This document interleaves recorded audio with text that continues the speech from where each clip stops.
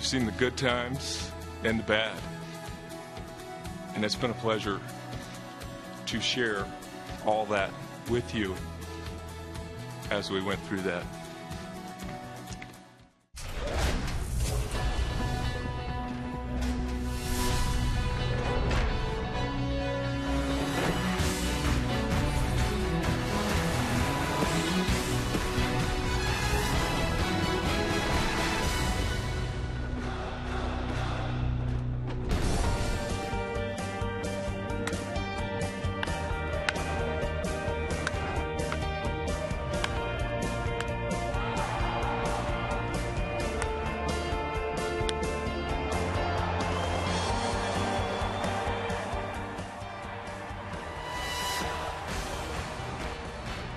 And with that, Todd Helton may one day have one of those out front. Todd Helton begins his final 2 weeks as a member of the Colorado Rockies after 17 spectacular seasons playing Major League Baseball. And tonight, the Rockies welcome in the St. Louis Cardinals, first of 4 here at Coors Field. The Rockies beginning their final homestand of the year as well. They'll play 9 before finishing the season with a 3-game set in Los Angeles. Good evening, everybody. Glad you're along, as always, with George Frazier. I'm Drew Goodman. Well, baseball, like life, flies along at warp speed at times, and it is hard to believe not only that Todd Helton's 40, but next year when we gather in spring training, he won't be there. Yeah, that's going to be the hard part about, well, you never know. He might show up. We'll try to twist his arm, but he won't be there to play baseball if he does. And it's kind of sad. You know, it's sad to see a guy's career come to an end, but he's had a wonderful career. And again, he's made great friends with Drew and I, and people within the Root Sports world, that he's been around us and have been very gracious to all of us, as he has to all the fans in Colorado. He's been very gracious here, and he's been a great player and a great human being. I'm going to miss him.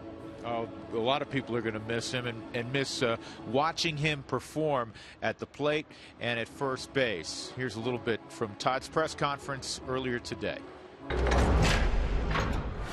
What will I miss the most? Obviously, I'll miss the competition. I'll miss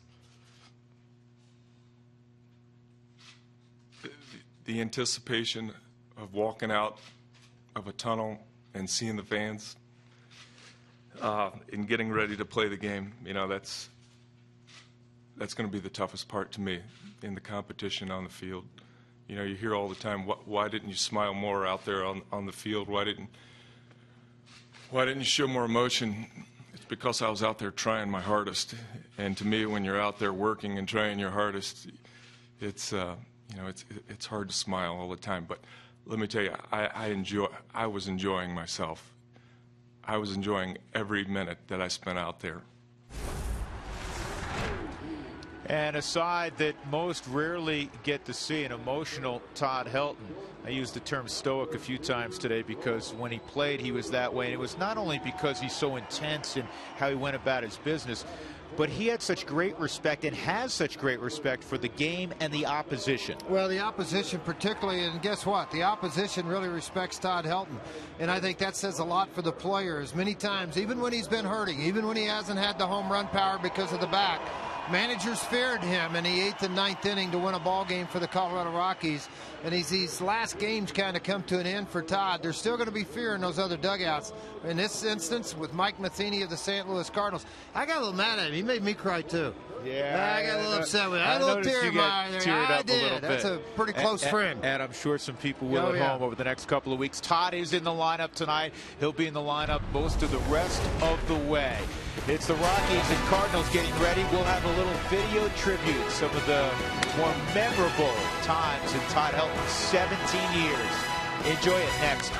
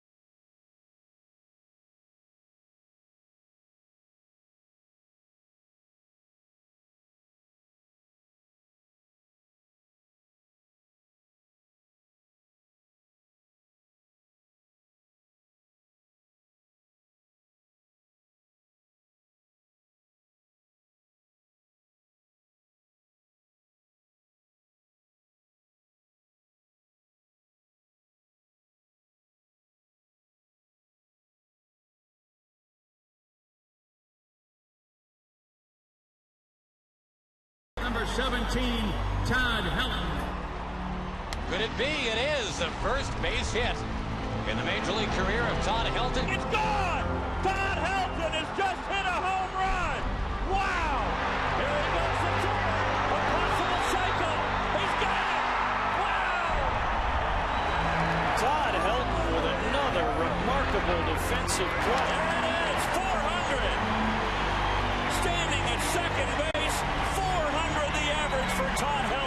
Wow, what a moment.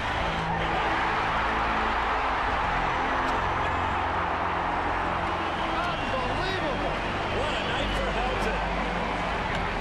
Way back and gone. And it is number 300 in his great career. And that is double number 500. Check swing roller. Tulowitzki. Colorado's the National League champion. Todd Helton, deep right field. Goodbye. That was as gorgeous as you will see. That's why he's got gold gloves, folks. Way back and gone. Two-run walk-off home run. Todd Helton. Unbelievable. Not backing up. What a play. And got him. Fair ball. There it is. Save. Wouldn't you know it? Number 2,500 is a double. And the crowd standing and appreciating another milestone for number 17.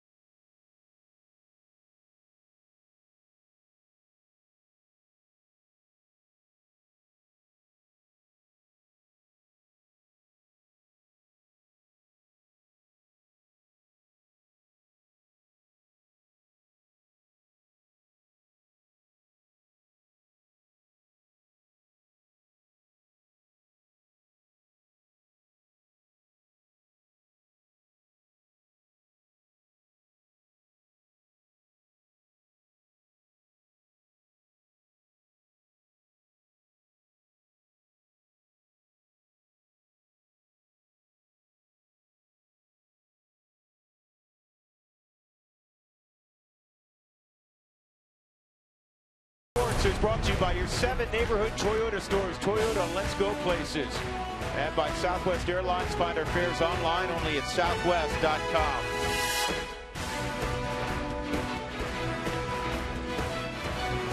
Skies have cleared, thankfully. We wish all of the people as Todd Helton takes the field here at Coors Field. Final homestand as a Rocky. And we wish all of the folks north of here in particular, all the counties affected by the torrential downpour over that week space of time. We wish them all the best. Our thoughts are all with you, what you're encountering right now. Matt Carpenter is going to lead it off for St. Louis. He has had a spectacular season, the second baseman for St. Louis. Let's take a look at Mike Matheny's lineup, presented by Southwest Airlines. While back, they moved Matt Carpenter to the leadoff role, and they moved John Jay out of that spot. So John Jay will bat second. Former Rocky Matt Holliday, batting .358 in his career against the Rockies, will be in the third spot. Carlos Beltran, Yadier Molina, that's a formidable 3-4-5. Matt Adams with a lot of power. He'll be at first base. David Freese, former World Series hero. Daniel Descalso will play shortstop at bat eighth, and Lance Lynn is on the hill, and making a semi-emergency start for the Rockies is Colin McHugh. Well, things haven't gone his way so far this year when he's gotten an opportunity with the Rockies and with the New York Mets. 12 innings, 1050 earned run average, the whip at 2.08, and that's, again, this is a situation for him after not making a start since the latter part of August. He'll come in here and throw his fastball 90 miles an hour, slider, curveball, and changeup. I think the important thing for him, if he has the curveball in the strike zone, he'll have much more success. In his previous start in the Rockies, first couple innings he was roughed up, and then he settled in and pitched decent for the next 3. Let's take a look at the Rockies defense. It's brought to you by Excel Energy. We're bringing the energy you need so you can live the life you want. Visit responsiblebynature.com to learn more. In the outfield, Corey Dickerson in left, Charlie Blackmon again in center. Dexter not ready to go yet. Michael Kadire in right, Arenado, Tulowitzki, LeMahieu, and Todd Helton. Willie Rosario's behind the plate.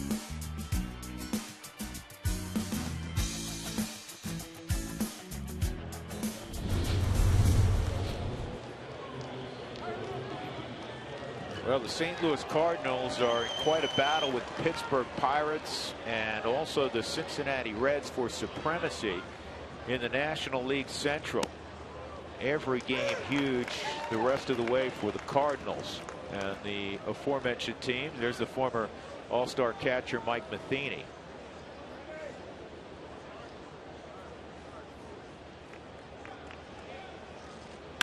And the 0-1 bounced up the middle, and it'll be a base hit. Tulowitzki got some leather on it, and Matt Carpenter is aboard. Now here's the Central contenders. The Pirates having the best year they've had more than 2 decades. They're 87 and 62, identical with the Cardinals, both 25 games north of 500. And then the Reds are right there. Does that say 3 2/3? 3.5. Yeah, how can you be 3 2/3? It's not. It's 3.5. Okay. 3 good baseball teams, and you know the Nationals have gotten hot. A couple days ago, you'd say, well, it's foregone conclusion. All 3 of those teams are going to be in the postseason, but the Nationals have all of a sudden come alive. They're 9 games above 500. Their ball game in Washington, D.C. postponed tonight against the Atlanta Braves. Right now, San Diego and Pittsburgh are in the 7th. It's not at 0-0. So there's a lot of implications with this series with the Rockies. 4 games here against the Cardinals.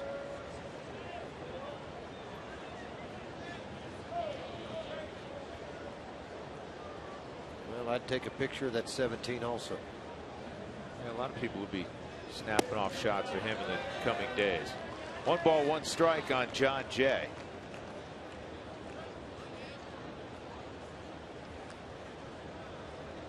Jay's hit .361 in his career against the Rockies. Cardinals can score runs.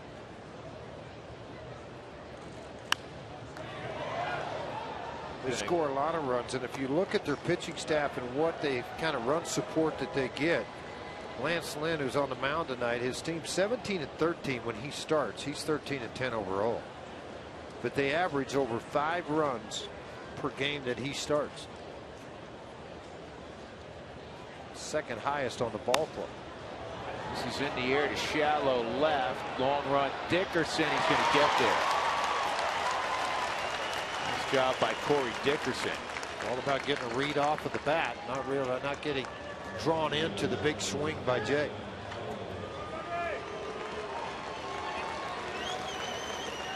Yeah, Matt Holliday striding to the plate. Rockies fans this season, we've done it all year. We've answered your questions in the 5th inning. We're going to do it again tonight.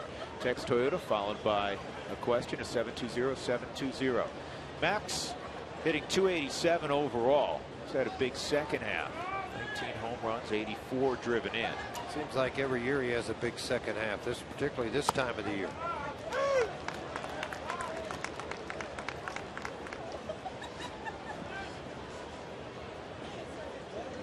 He was 3 for 5 yesterday as the Cardinals blew out the Mariners 12-2. That's high. 1 ball, 1 strike.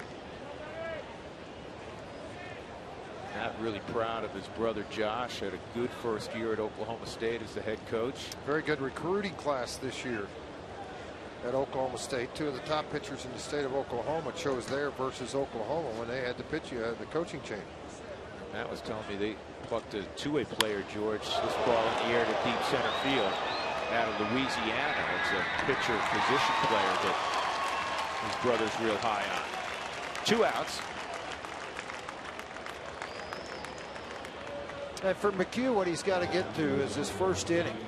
When he gave up the leadoff single, a lot of times when you have not had success at this level, you start to have thoughts in your mind of, uh-oh, what's going to happen next?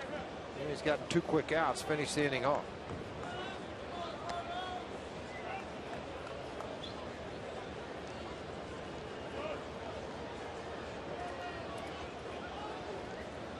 Boy, this guy's had a phenomenal career, Carlos Beltran.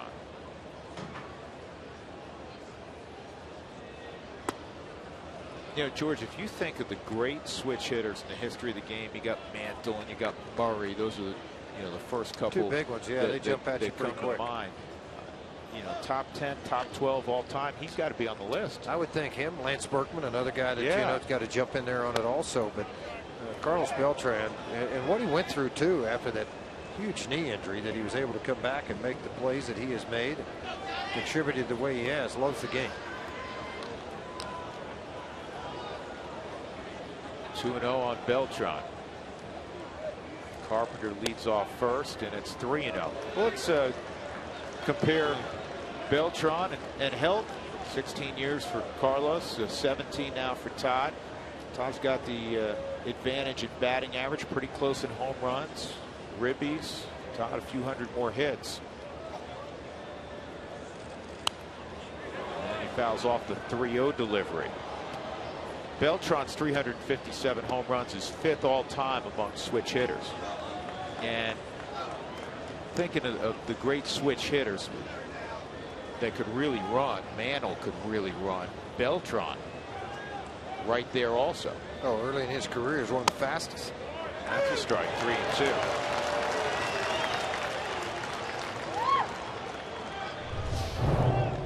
Trying to go to the outside corner, eliminate the power, took something off, and then let that thing run hard to the right. Very good job with it.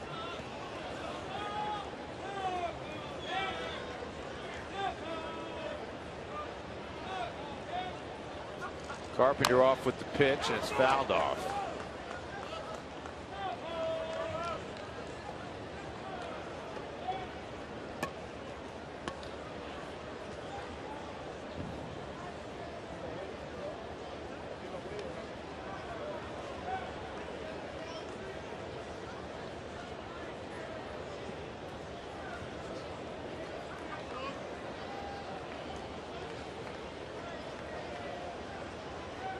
Three-two again, and that also is fouled off.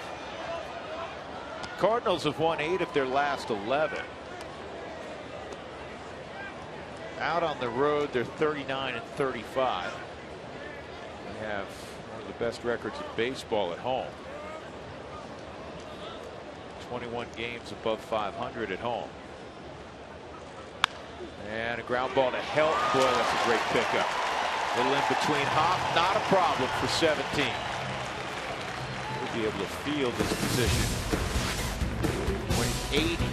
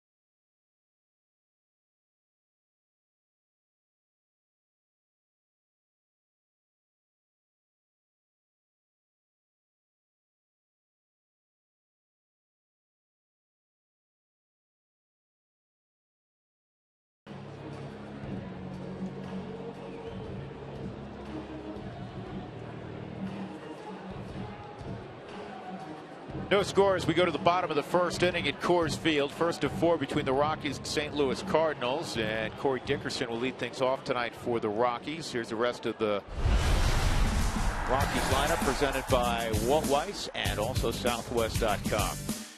DJ LeMahieu will bat second, then Tulowitzki. Michael Kadire had yesterday off. His .344 batting average led the Rockies on the last road trip. Todd Helton will bat fifth. Then Rosario, Nolan Arenado, Charlie Blackmon, and Colin McHugh against the big right-hander from Ole Miss, Lance Lynn, who has not pitched real well in the second half. He has not pitched well in the second half. He hasn't pitched well in his last 8 road games. 1-6, 632 earned run average. In the last 7 starts overall, 0-5 with a 585 earned run average, although his last start had very good results. 6 innings, give up a run. Take a look at what he throws as an offering here. He'll use the fastball majority of the time. He'll try to sink it, get the ball on the ground. It's 92.3 miles an hour, slider, curve, and change for Lance Lynn. 2 balls and a strike on Dickerson. 3rd career start against the Rockies. He's 1-0 with a 1.5 ERA. Both of those starts came last year, and that's outside 3-1.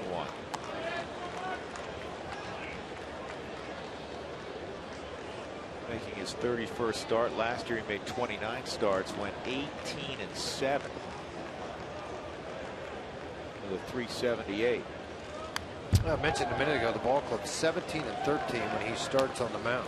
Overall, he's 13-7.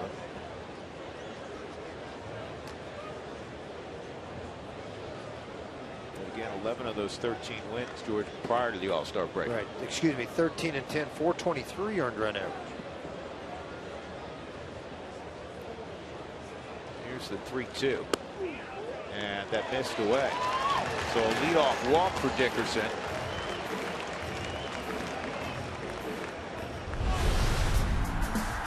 Let's take a look at the Cardinals defense, brought to you by Excel Energy.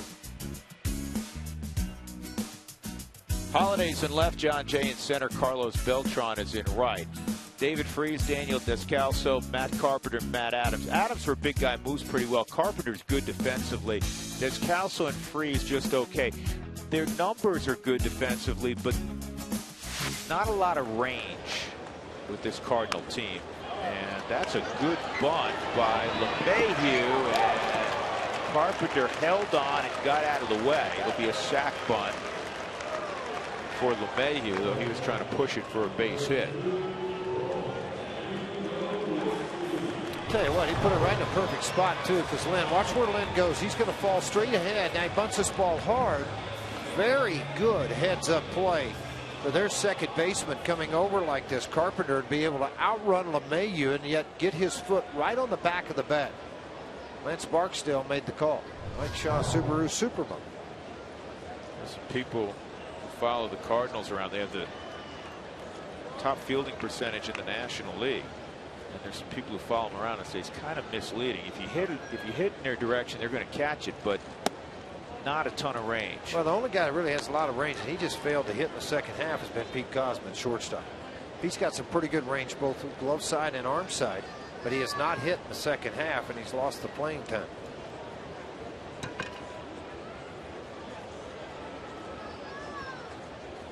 Tulowitzki hit .323 on the road trip, and this is blasted deep center field, and it is off the base of the wall. Cruising home's Dickerson, flying into seconds. Tulowitzki, 1-0 Colorado. RBI double for Troy, his 74th of the year. Now Lance Lynn has walked the 6th most batters in the major leagues this year with 71. When he walked Dickerson, he got to second. Well, guess what? The opposition hitting .315 against Lynn, and Troy Tulowitzki made him pay with runners in scoring position. Drove it just short of the left center field wall, where it could have been a soft jog. That ball hit about halfway up the wall in left field. Tulo likes it.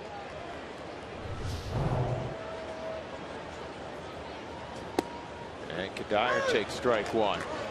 Michael leading the big leagues in batting average against right-handed pitching at .351. That's all he'll see this series, at least among the starters.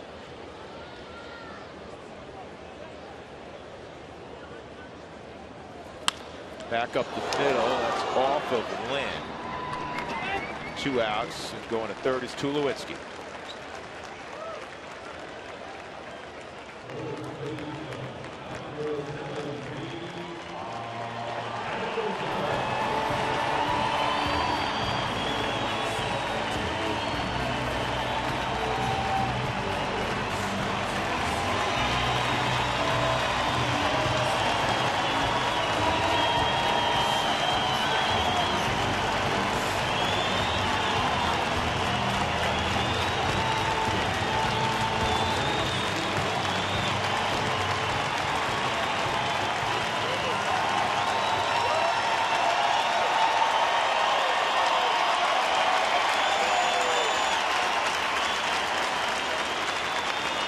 Watching Yadier Molina there, George. And, you know, the Cardinals always travel well with fans. Their team has been around for more than a century. And Yadier, who's a great player in his own right and has immense respect for Helton, as does every player, he kind of just stood up and wanted to stand back and not interfere with the moment. And allowed Todd to get what he is due. And then when he did, Todd kind of gave him a head nod like, let's go. And he squatted down and gave the original sign. Todd with 22 home runs against the Cardinals, second most against a team not in the National League West. His most home runs have come against Washington with 26.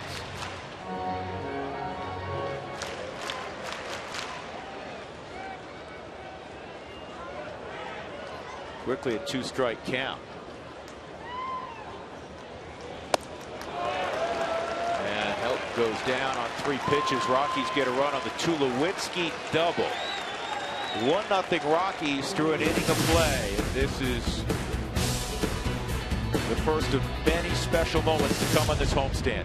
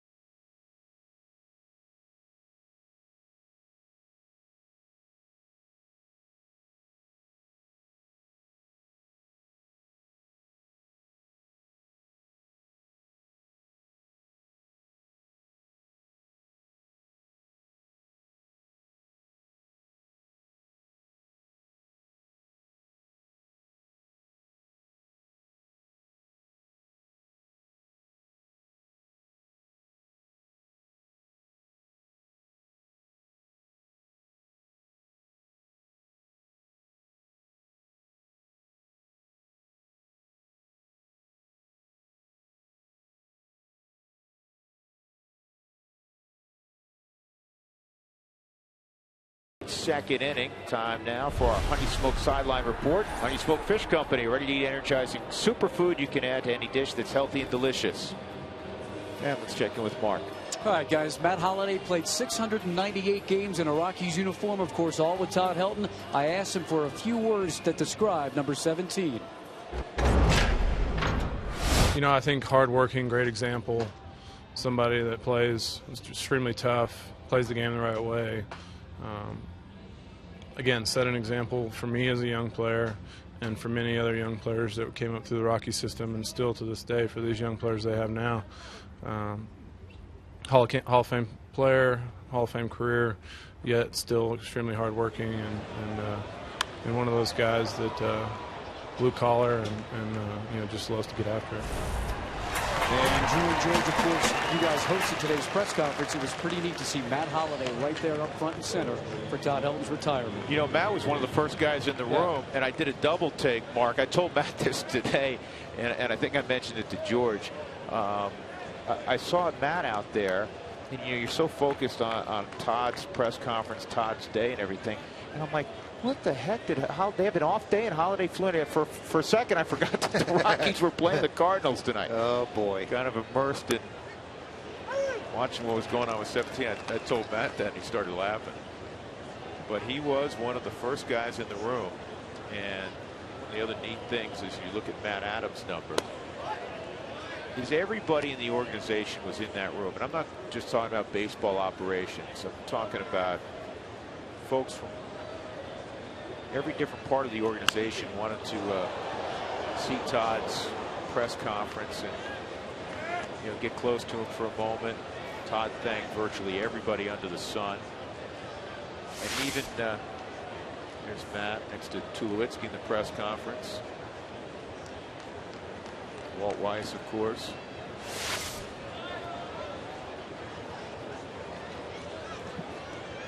Todd even mentioned on the way out, when we walked down the long hallway that starts at the Rockies clubhouse basically and goes past the visiting clubhouse. And the last person that we say goodnight to every night, one of the security guards who's been there forever, is Charlotte. And Todd mentioned Charlotte also. He said, you know, that's the last person I see, and win or lose, it's always great to see Charlotte on the way out the door.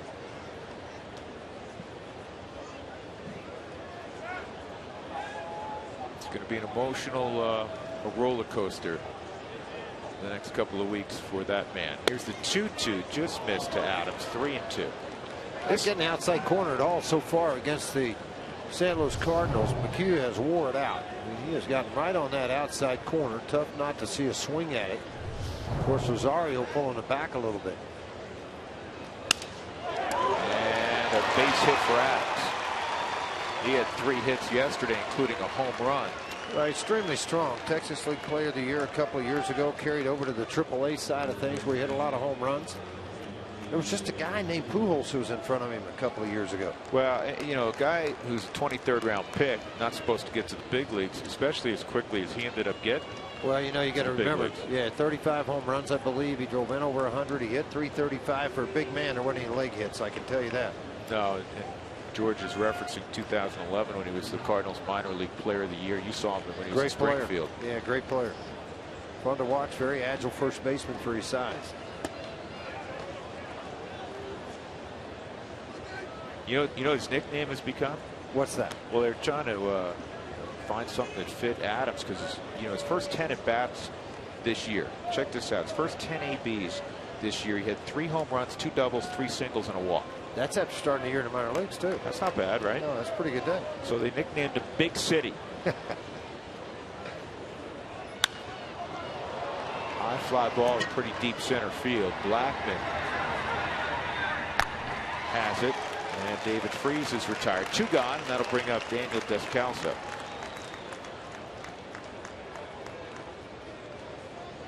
And for those that missed the press conference today, we are going to re-air the press conference at 5 p.m. on Wednesday. And I'll tell you what, it is normally press conferences are press conferences, but this was special. This was different. You was seeing Todd perhaps in a light you've never seen him, and really worthwhile if you happen to miss it. So we'll re-air it again on Wednesday at 5 p.m. Daniel Descalso takes a strike. So Descalso get more and more time at shortstop. And Pete Kozma's bat struggling.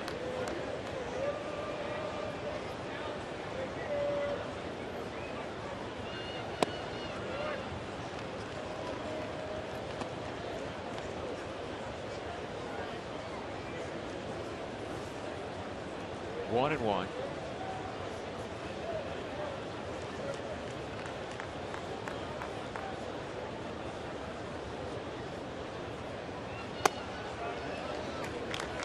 And again, I mean, I'm kind of commending right now with McHugh and what he's doing on the mound right now because he hasn't thrown in a start in so long. Yet mechanically everything's staying pretty sound. He's on top of the ball. He's running sink down. Changeup has become a good pitch for him at Colorado Springs.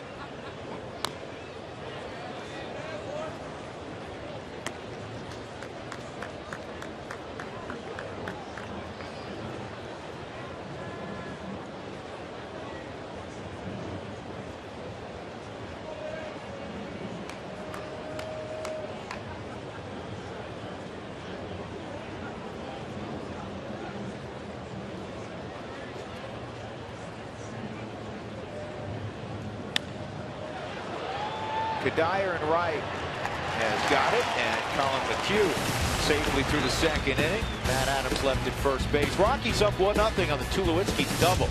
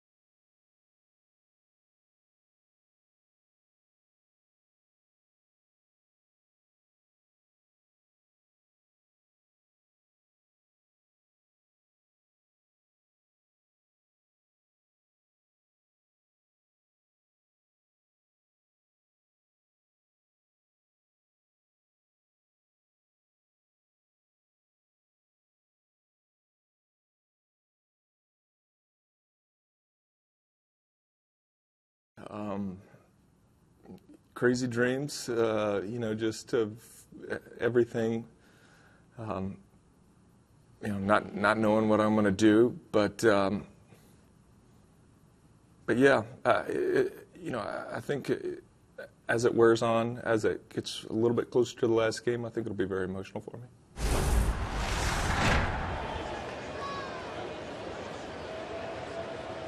Todd with one at bat, and there was a standing ovation for about a minute, and he touched his cap, and then obviously wanted to resume with the game, and you could tell he was kind of amped up. He struck out on 3 pitches. Rosario flies to right. Jumped out at a ball in the outside corner, which he never seemed to.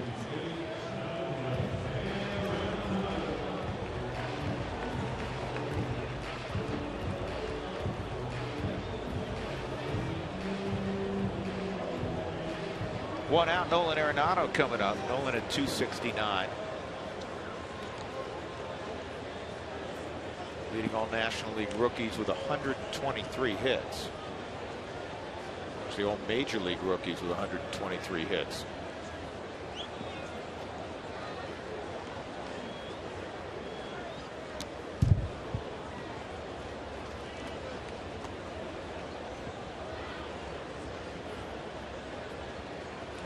Yasiel Puig is hitting higher. Pretty good rookie class when you consider the Miami Marlins Jose Fernandez. His earned run average and what he's done of late would be difficult, I would think, not to pick him for Rookie of the Year. Who else you got, Doug? You're giving me that East Coast look. 2-1.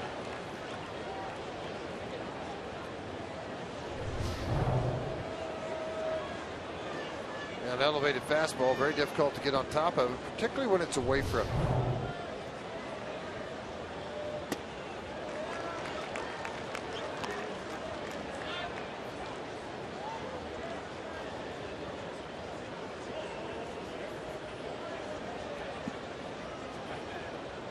How many wins do you think Fernandez would have?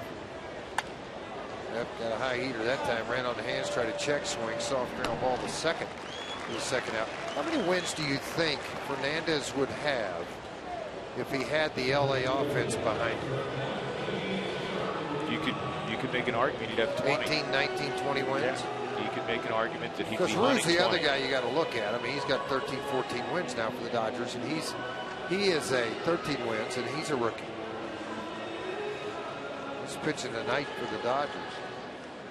Though Kershaw is probably the best rookie, pitcher though. in baseball, and it all depends Course, because yeah, they don't whoever's score out. any runs when Kershaw's on the Exactly. hill. Yeah. But suffice it to say, with some run support on a team like the Cardinals or the Dodgers. I told Charlie, watching him swing the bat today, and I was talking to Bill Smith, the scouting director for the Rockies. Different attitude, different swing, different feel. The ball's coming off of the bat the way you want to hear it come off. Yeah. Hey, throw the Rockies in there too. They struggle scoring runs a little bit out on the road, but there's another base hit. You have a guy in Jorge De La Rosa who's won 16 times. You have Jolie Chassin has won 13 times. So he happens to play for a team that plays in a park that doesn't relinquish a lot of runs, but he also plays for an offense that, other than Stanton, doesn't have any bats of note. Colin McHugh with 2 outs coming up. Who wants tacos? Remember, if the Rockies score 7 or more during any game, go to participating Colorado Taco Bell locations the next day between 4 and 6. Get your Rockies taco special. And McHugh hits it in the air to right. Beltran is underneath it. 2 innings complete. The Rockies have the only run.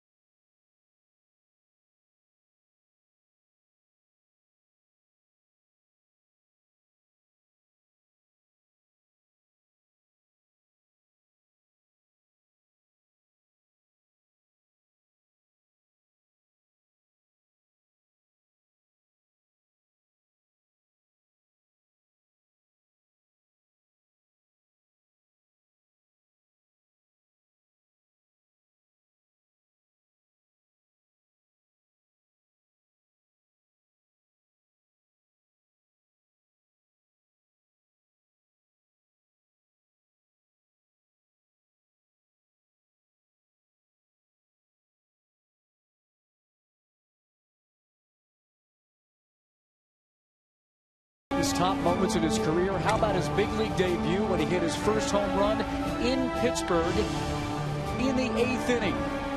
That home run came in front of a double by Vinny Castilla and then a single by Dante Bichette. And the Rockies got back into that game. They lost at 6-5. They were trailing 6-1. But how about that? Dante here, Vinny here, and that was Todd's very first game in Pittsburgh and home run #1 of his career, guys. Dante's got a little beard going. He's got the gray going. He looks a little like Ernest Hemingway. Really? First thought that came into my head. 1 strike to count on Lance Lynn. I thought it was more Sean Connery. Okay. He'd probably appreciate that more than Hemingway. The Rockies have had to make a change. DJ LeMahieu is now at third base. And coming into the ballgame is Josh Rutledge. He's at second. Nolan Arenado, and this is a guess, may have re-injured that hand on the check swing. Complete guess, but Arenado's had to come out of the ball game Well, he got a fastball up and in on him, a hard fastball, and you can see him kind of dump it away. Nolan's not going to show a lot. Tough kid. When he came back to the dugout, though, it just wasn't any better. You can see him hold that thumb kind of in the air on the right hand. So Rutledge is in. McHugh gets the first out of Lynn here in the top of the third inning. So Matt Carpenter in the top of the Cardinal lineup again. Carpenter with 183 hits. That's the most in the National League.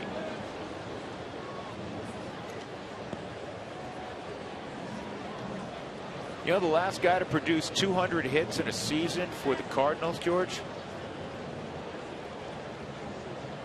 I was discussing with Mike a secret I'm going to tell you in a minute on air. All right, well, I'll ask you again. Do you know the last guy to produce 200 hits in a season for the Cardinals? Because Carpenter has a chance. Well, I'm going to think about that. Pujols? Albert Pujols. Do you know what year? 2005. Close. 2003. And the reason I brought that up is he had 203 hits that year and won the batting title by that single point. I've told this story where Bruce Bochy got ejected. He won it over Todd by a single point, less than a point. And Todd was walked by the interim manager that day after Bochy got thrown out, and they didn't realize that the batting title was at stake. And Bochy later went and apologized to Todd. Felt horrible. Tell you what, McHugh's pace and rhythm tonight, very good. It may all change. It's top of the lineup, but so far so good. Pretty good slider down and in. It's 2-2 again on Carpenter.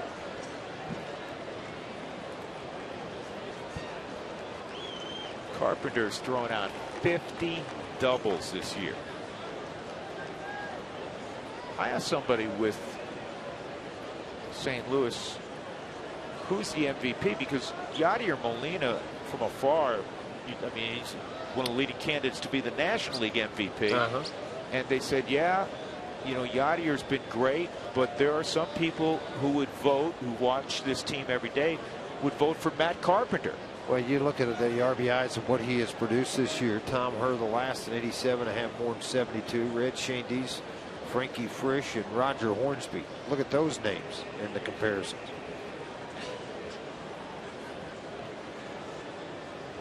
Anytime through the cutter slash slider and dive that thing down in on that back foot, you got a chance to pick up a shin or an ankle and hit off that shin guard, but still pretty tender. Obviously, it's happened before. When you see a player with that shin guard on, it's typically for protection from where it's been hit recently.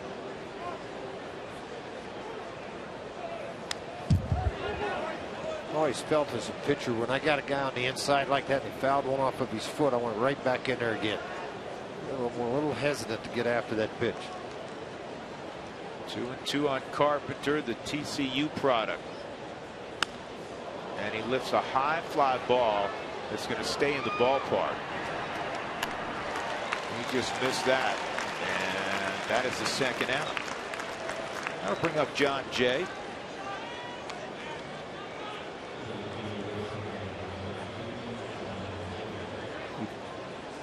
Well, looking for a unique value to hold your next business meeting? Ask about the Super Suite Conference Center located along the first base line.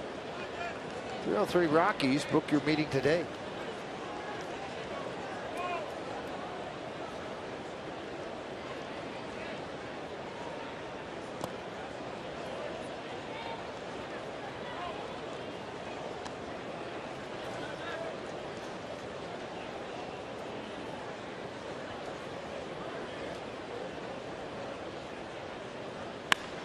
Line drive deep center field. Blackman got a pretty good read, and he reaches up and makes the grab. Hey, that's why they give all of you a glove, right? Nice play by Charlie Blackman, and it's a 1-2-3 third inning for Colin McHugh. Rockies leading 1-0.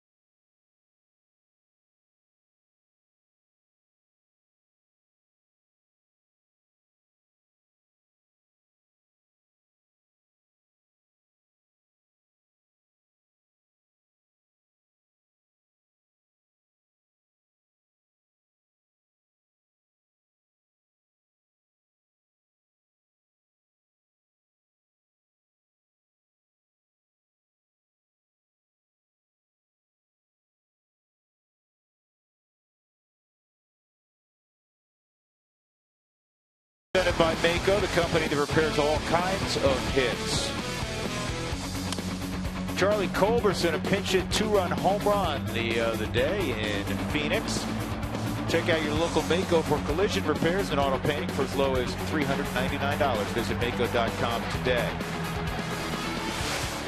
Back live, Corey Dickerson bounces one to Matt Carpenter. Very easy play, 1 out.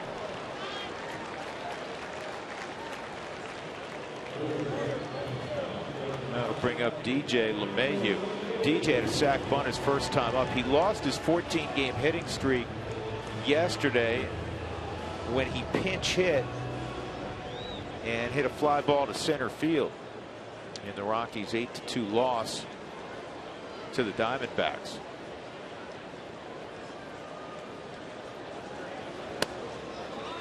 DJ hit 346 out on that trip.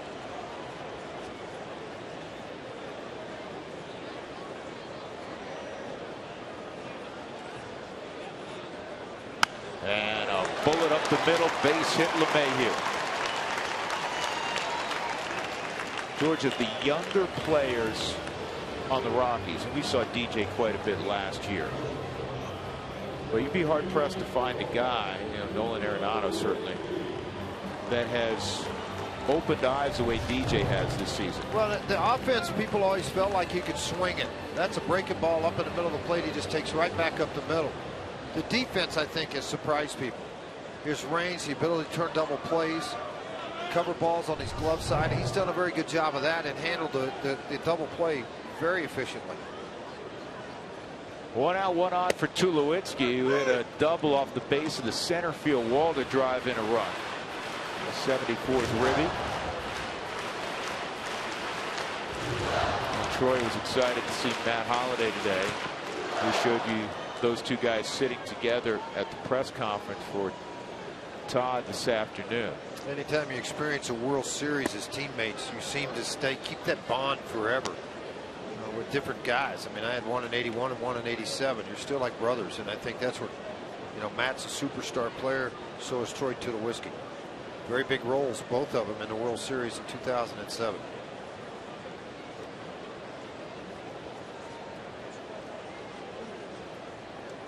Inside, 2-1. Looking at Holliday, always kid Matt about this. It appears he just stopped weightlifting altogether, huh, George? Yeah. Quit. Might be. It looks like he's put on a little bit of weight, like to 256 maybe. Played at 255 last year. Forearms are about as big as every human being's thigh.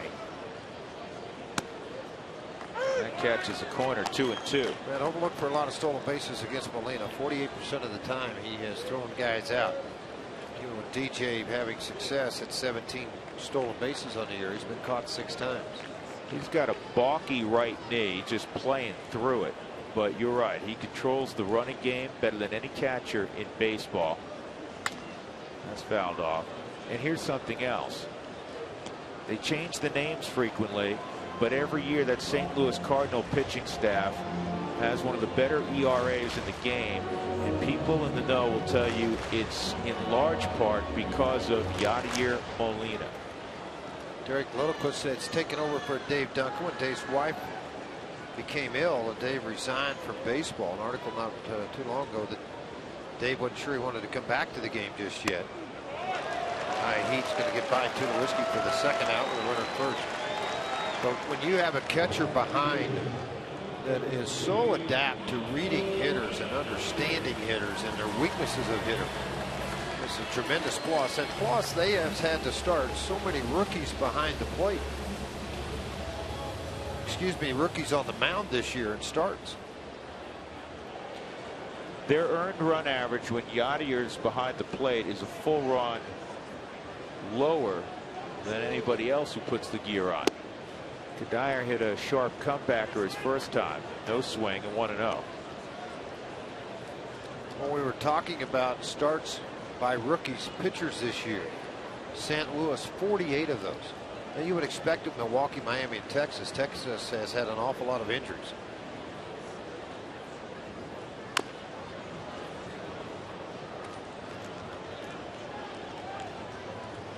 Okay, how did it miss my protective gear? Exactly.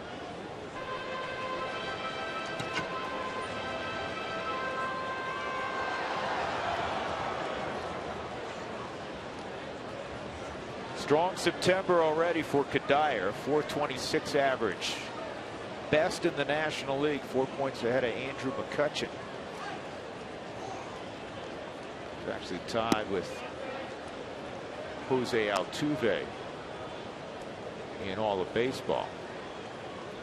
Actually, let me correct that. Jose Altuve in the big leagues now ahead by 9 points. Still getting used to Houston being that other league. 2-1.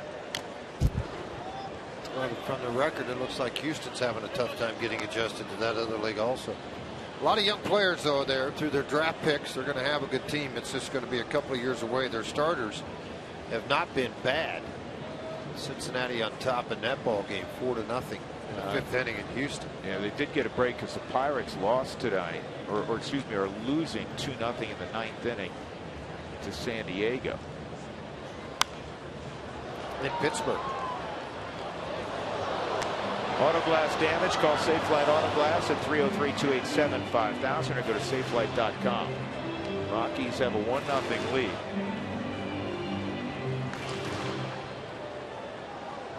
Dyer got a rare day off yesterday.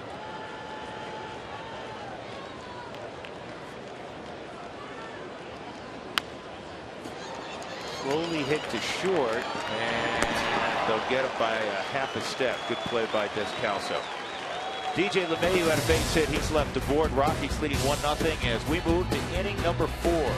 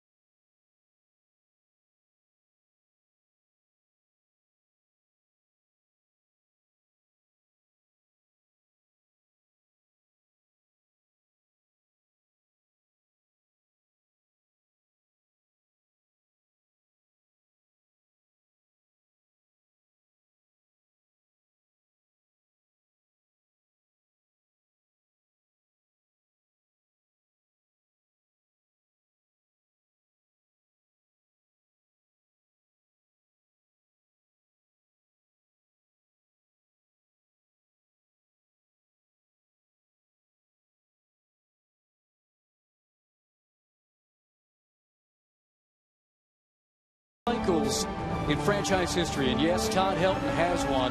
That was Saturday, June 19th, 1999. He hit 6th in the order. He doubled leading off the 2nd, singled leading off the 4th, homered leading off the 5th, and then he tripled leading off the 7th. And the interesting thing about that game is Vinny Castilla, I bring that name up again, he went 0 for 5 in that game and made the last out in his at-bat in every inning. So Todd had to lead off. So that was a cycle where he led off every inning. Hard to do. I'd like to look that up, Mark, see if there has been another player that's done that. There's no way. One of only 6 for the Rocks, yeah. Yeah, that's an odd one. Here's Holiday, and a curveball, first pitch curveball for a strike to Matt. Holiday last year tore up the Rockies. He had 5 home runs in 7 games against his former teammates. On the ground to his buddy Tulowitzki.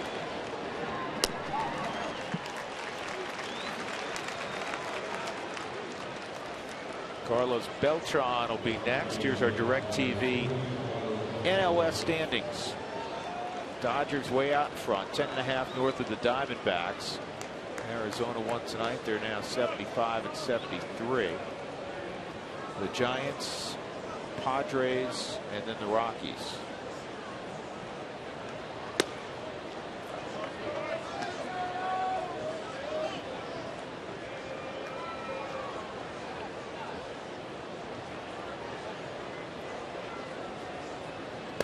And Beltran takes that at the knees. I'm impressed with how McHugh's thrown the baseball, George. Well, he's pounding the zone for one. He's only thrown 16 balls in 3+ innings. Showing that he can throw the off-speed curveball for strikes at times. The last at 71. The slider's been up to 86.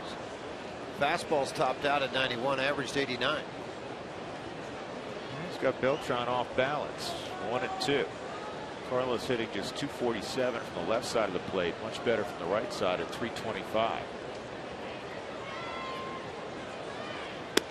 Is he better from the right side, or are the left-handers just not as good as the right-handers? He normally, as you know, he doesn't hit down where I mentioned from the left side. It's usually 285, 290. I marvel at how quick his bat is. From the time he sets his hands, he gets the load to the backside coming forward. You see the power numbers. Obviously, getting the opportunity to hit left-handed a lot more than right-handed.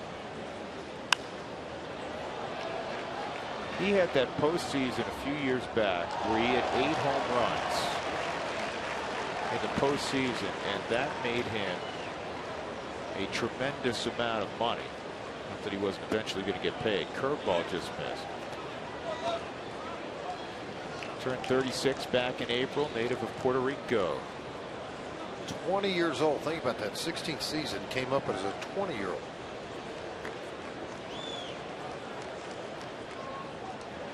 Got him with a little cutter up in the zone. 87 miles an hour, well above the hands. First strikeout of the night for McHugh, and that'll bring up Yadier Molina. It'll also take us to our AT&T trivia question. Only 6 active players have played more than 10 seasons in the major leagues with one team. How many can you name?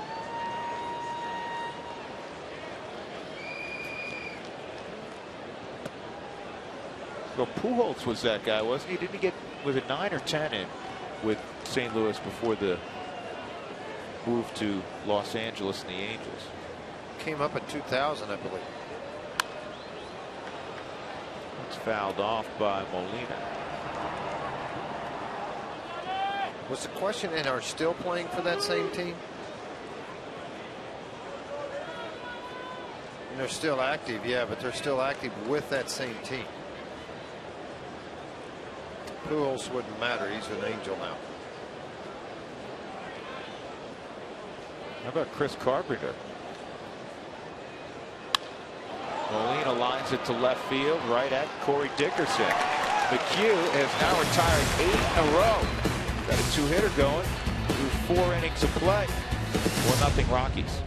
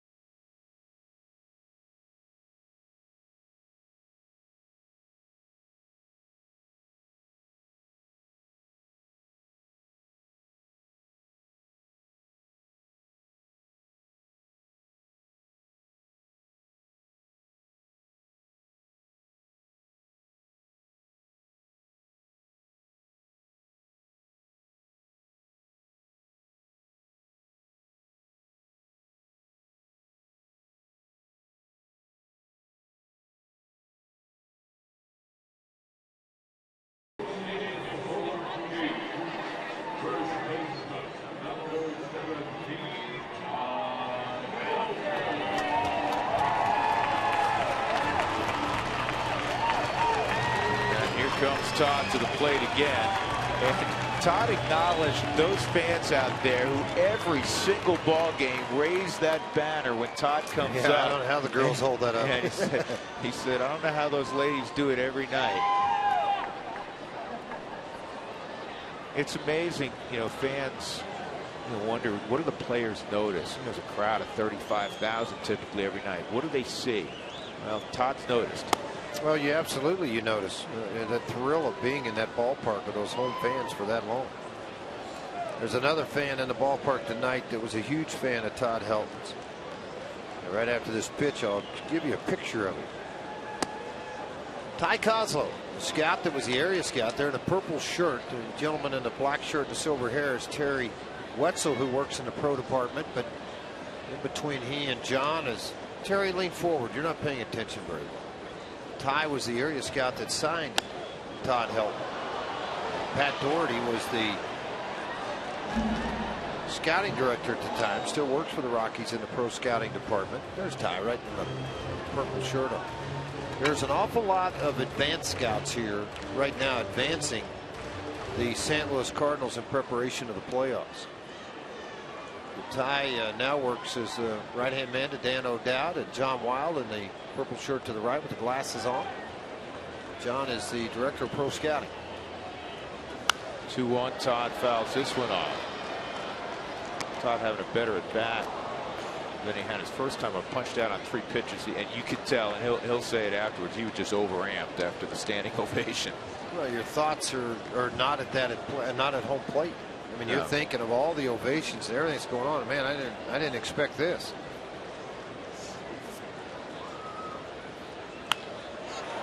In the air to center field.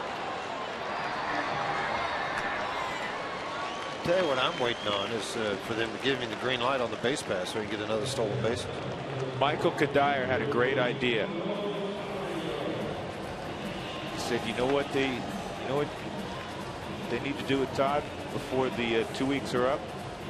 Have him go out to the mound and relive his Tennessee volunteer days for 1 out. What a great out. That would be outstanding. How cool would that be?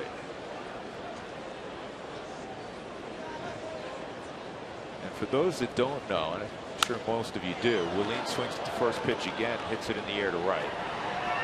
Helton, in addition to being an All-American as a hitter at Tennessee, was one of the top pitchers in the SEC.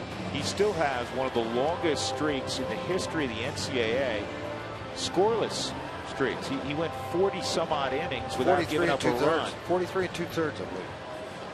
It's crazy. Started some and did a lot of closing. Yeah, Rutledge's going to get his first look at Lance Lynn after replacing Nolan Arenado.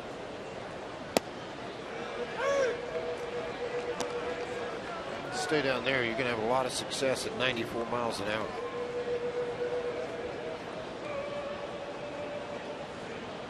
Here's the 0-1 on Rutledge outside, 1-1.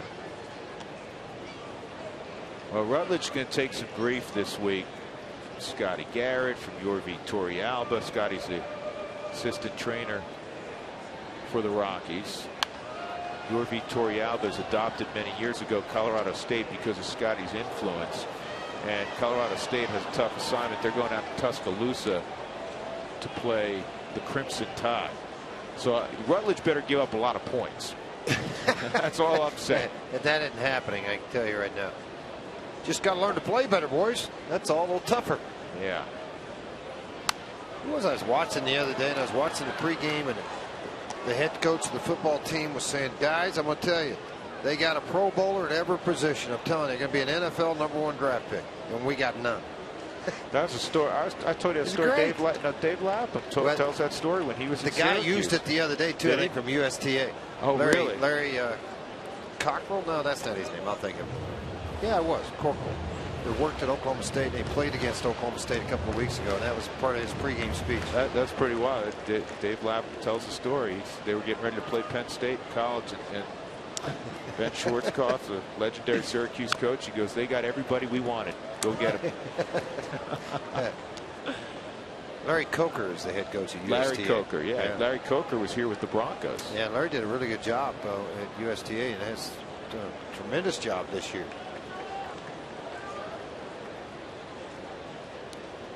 Rutledge battling away against Lance Lynn. 2-2 count with 2 outs in the 4th. Outside at 95. Lynn played with Drew Pomerantz at Ole Miss. Pretty good one. Yeah, I was going to say pretty good 1-2 punch, huh? Not bad.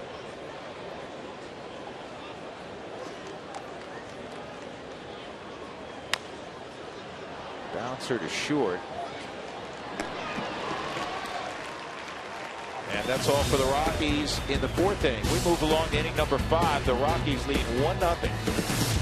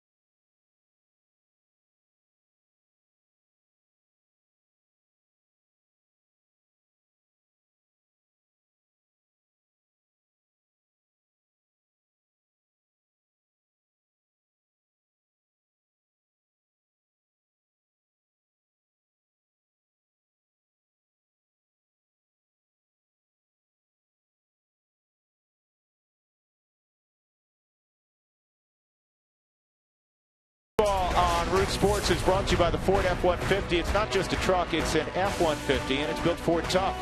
By Connect for Health Colorado and health insurance plans compete. There's only one winner, you. And by Southwest Airlines. Find our fares online only at southwest.com. Downtown Denver, the Rockies up 1-0 on the Cardinals with George Frazier and Mark Stout. I'm Drew Goodman. Todd Helton's press conference officially announcing his retirement took place earlier this afternoon. We will replay that for you Wednesday afternoon on Root Sports at 5 o'clock. Colin McHugh's been the story. He's been outstanding. Matt Adams lines one down the left field line, however. And for Adams, he's going to reach second base, and he becomes the first Cardinal to see that part of Coors Field's real estate. Yeah, we had a couple singles so far, but this first extra base hit they've had. 9 of 15 first pitch strikes for Colin McHugh in this ball game. They get after a fastball that was elevated, sliced it right by LeMahieu, well off of the line. No chance for him to make the play on it. As hit that left-handed hitter at the plate off of his bat, it's going to slice down into that corner and take a little bit longer for Dickerson to get there. So Adams at second base, David Freese at the plate. This is where the Cardinals have been like no other team in the National League this year. .315 average, I think, with runners in scoring position. What is it, Dougie? Remember earlier in the year, George, they're hitting .328. Wow. With runners in scoring position. Wow. Since 1974, if that were to hold, it would blow away the previous best. That was the '07 Tigers, who hit .311. The '96 Rockies also hit .311 with runners in scoring position. I remember earlier this year saying, well, you know, that'll change. It just, you know, it has to. It's a statistical aberration. Well, they haven't come down at all. They have been extremely clutch all year. 1-1 on David Freese. Rockies up 1-0. Ooh, that's maybe really the best curveball he's thrown. First question of the night: any chance of Todd staying with the Rockies as a coach or a scout? He's not. First of all, he's not going to do anything in the near term, and Well, he made a great point. He said it's time to go be a dad. You know, they've devoted their entire lives to me. Christy has, Tierney, and the oldest of the 2 daughters. Gentry Grace, Gigi. So Todd's going to go home and spend some quality family time. And I wouldn't be surprised if at some point in time he's back around the game he loves, but it's not going to be in 2014. Well, I was working on him for fantasy camp if he wanted to play on my team, but it didn't happen. No? No.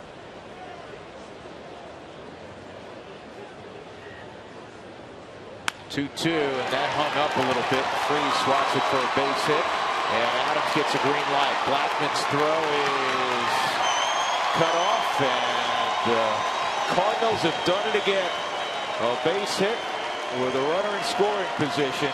That 328 average will inch up just a little bit. Freeze has tied it up at 1.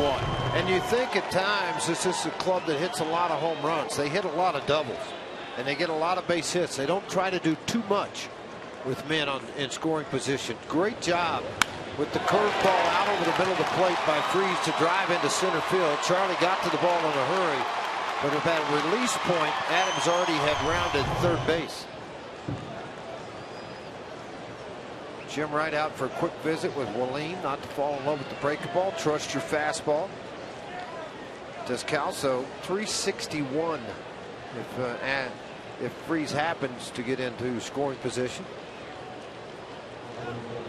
What are the Health Knights planning to do next season? Where we were.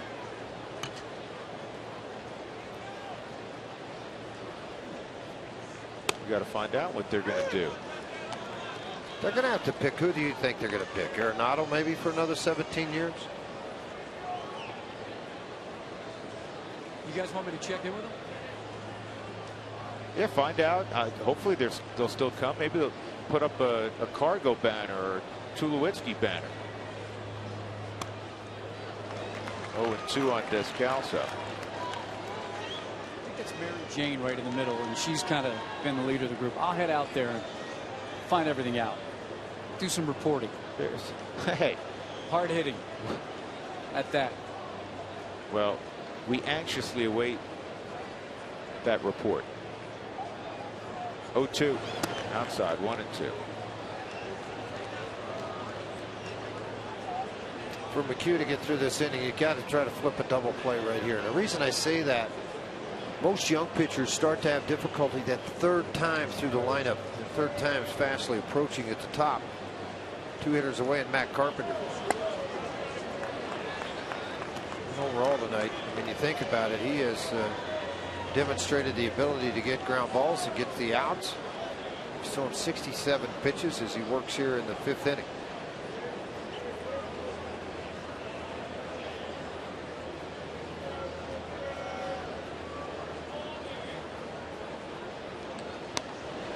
Ball pulled foul. And as a manager, we just showed you Walt Weiss talking with Jim Wright, the pitching coach. You're not going to double switch this early in the game, so you're looking for somebody to get you out of this inning because the pitchers do up 2 spots down. Is that Boggs? You know, is it Jeff Francis, or is it Josh Outman? Do you piece this together to try to get these final 2 outs to keep your club right where it is? Helton with a tag play at second, double play. Amazing. Needed that double play flip, and who do you get a flip to? Todd Helton. McHugh does his job. Helton does his. One hopper hit right at him on the bag in a hurry, then the perfect feed down to Tulowitzki. Tulowitzki come to that shortstop side of the bag to catch the baseball, and then Freeze coming right into it. Lance Lynn fouls it off. Check another question during our Toyota Talk inning. Who do you see as a successor to Todd? Anyone in the system or a free agent? Well, in the system right now, Ben Polson had a pretty good year down at AAA. You got Kadire already here at the big league level. Of course, then you got to find a bat to go out to right field, which that's not going to be hard to do. It's a success of Dickerson and Blackman, but then you're overloaded on the left side with the swing. But Kadire can play first. That's one guy. I think Kyle Rowling had a big year. I don't know whether they look at him and that a guy that could fill in that position, but he had a big year, big strong kid, a 5th round pick out of Arizona State. McHugh, though, right now, pat on the back, man. Good job. Strikes out Lynn, gives up a run in the inning. We're tied as we go to the 5th, bottom half.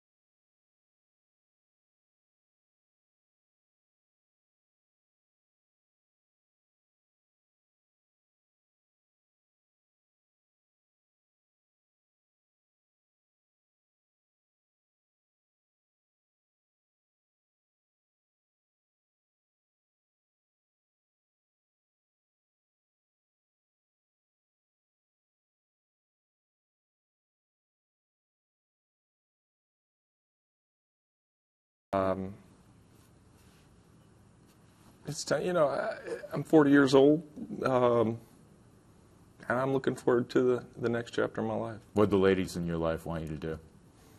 They want me to do, like always, whatever makes me happy, and you know, this time I want to do what makes them happy. So a new chapter will begin in Todd Helton's life in a couple of weeks, and a new chapter for all of us as folks that have followed his career closely since he arrived in 1997. Rockies engaged in a 1-1 ball game as they come to bat in the bottom of the 5th inning. Charlie Blackmon's up there. Charlie Culberson is on deck, and you know who's warming up in the bullpen right now for the Rockies? Haven't seen him in a long time. No, we haven't. Drew Pomeranz. We were talking about Lance Lynn out of Ole Miss, his teammate being Drew Pomeranz when they were together in Oxford. Well, Drew Pomeranz may be opposing him in a moment. Looks like he will be. He's the only guy up. Tell you what, Cole McHugh, very impressive tonight. A couple of strikeouts, didn't walk a batter. He gave up 4 hits in a row. Charlie gets stung by a bee. What happened?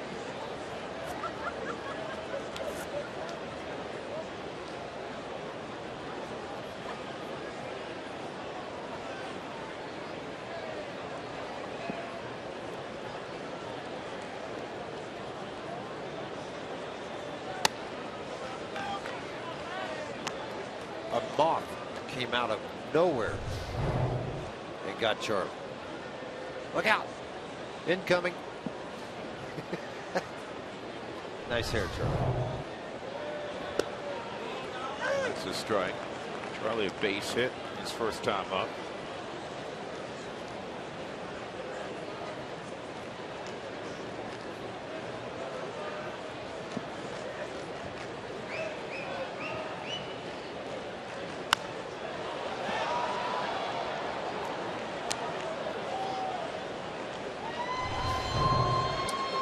Well-deserved handshake, too, for Walt making that decision to make the changes here. Every one of these guys ought to be proud of what he's done tonight. He did a really good job. Kidding me? 1 run, 5 innings against this lineup.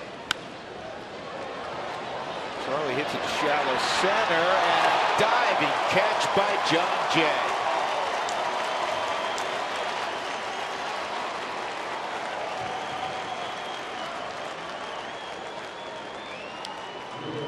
Well, you know what I mean. It's all about getting a jump on the baseball and the angles you take to it. The route that he took off right after the ball had been left the bat of Charlie Blackmon was right on target. The Mike Shaw Subaru Super Bowl gives you a great look at the concentration of John Jay.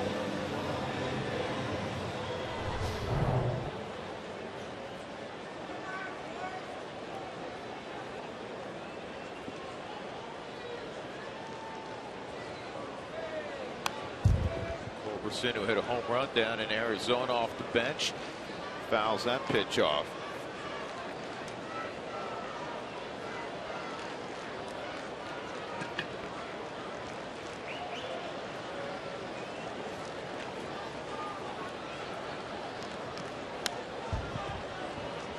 Here's the home run from yesterday.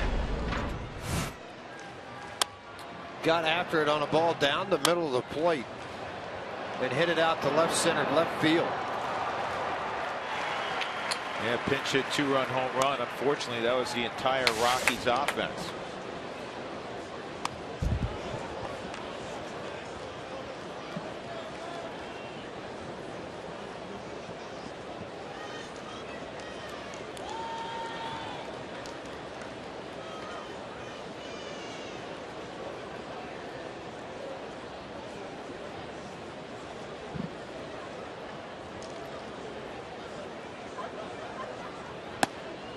High, 1-2.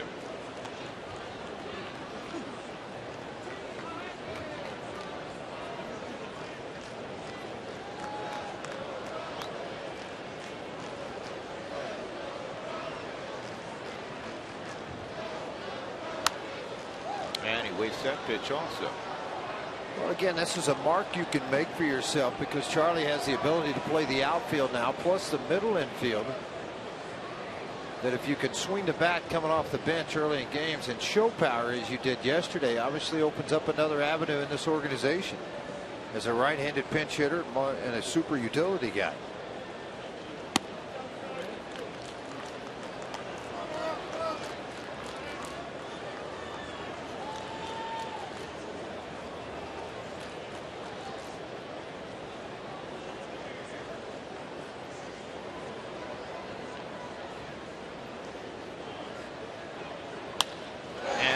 Hit for Culberson. Very good at bat for Culberson.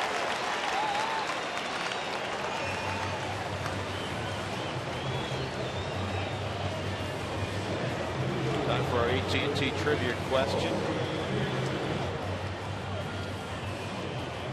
Only 6 active players have played more than 10 seasons in the big leagues with one team. How many can you name?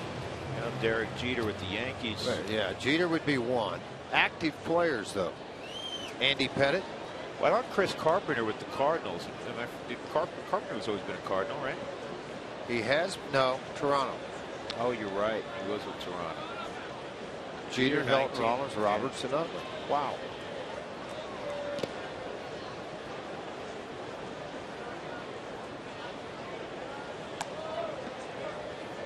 I threw out Andy Pettit, but Pettit went to Houston for a couple of years with Roger Clemens. Yeah. Huh. How many years has Ryan Howard been with Philadelphia? 6, maybe 7 at the most. Because he was just free agent, what, a couple of years ago? Is that 8 years, Doug? I'm telling you, he's close to 10 there. Pretty sure he is.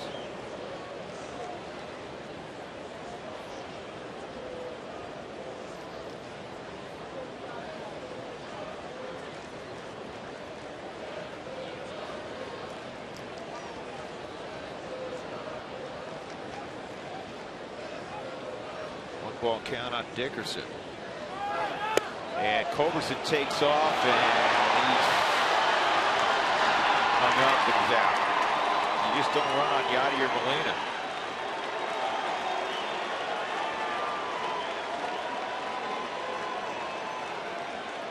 I want to look and see if the hit and run might have been on here. Look back. See, he's looking back too. You wonder there if the hit and run. Most guys that are stealing a base, the head's down and they go. Now he got a late jump out of first base also to go along with it. But he kind of glanced back over again. You know, there's Kevin Riggs, I'm sure you've talked about him, a Texas League manager with Tulsa. Well, you talk about an enthusiastic guy. It does such a tremendous job. First-year manager at Tulsa. I know you, Jeff, had to talk about him over the weekend in Arizona. He's tough. tough At the club, but tremendous amount of energy. He did a heck of a job there. He's terrific, and players like playing for Kevin Riggs. Demanding guy, but he's always upbeat. Spent a lot of time with him this afternoon. In fact, George. Demanding but very fair. That's what best describes him for me. Is really demanding of the players when he expects them to play the game the right way, but he's very fair. 3-1 on Dickerson. And Corey hits it in the air pretty well, but John Jay's going to get back and make the catch. We are through 5 innings. The Rockies won and the St. Louis Cardinals won from Coors Field. There's Kevin Riggs. Did a terrific job managing Tulsa.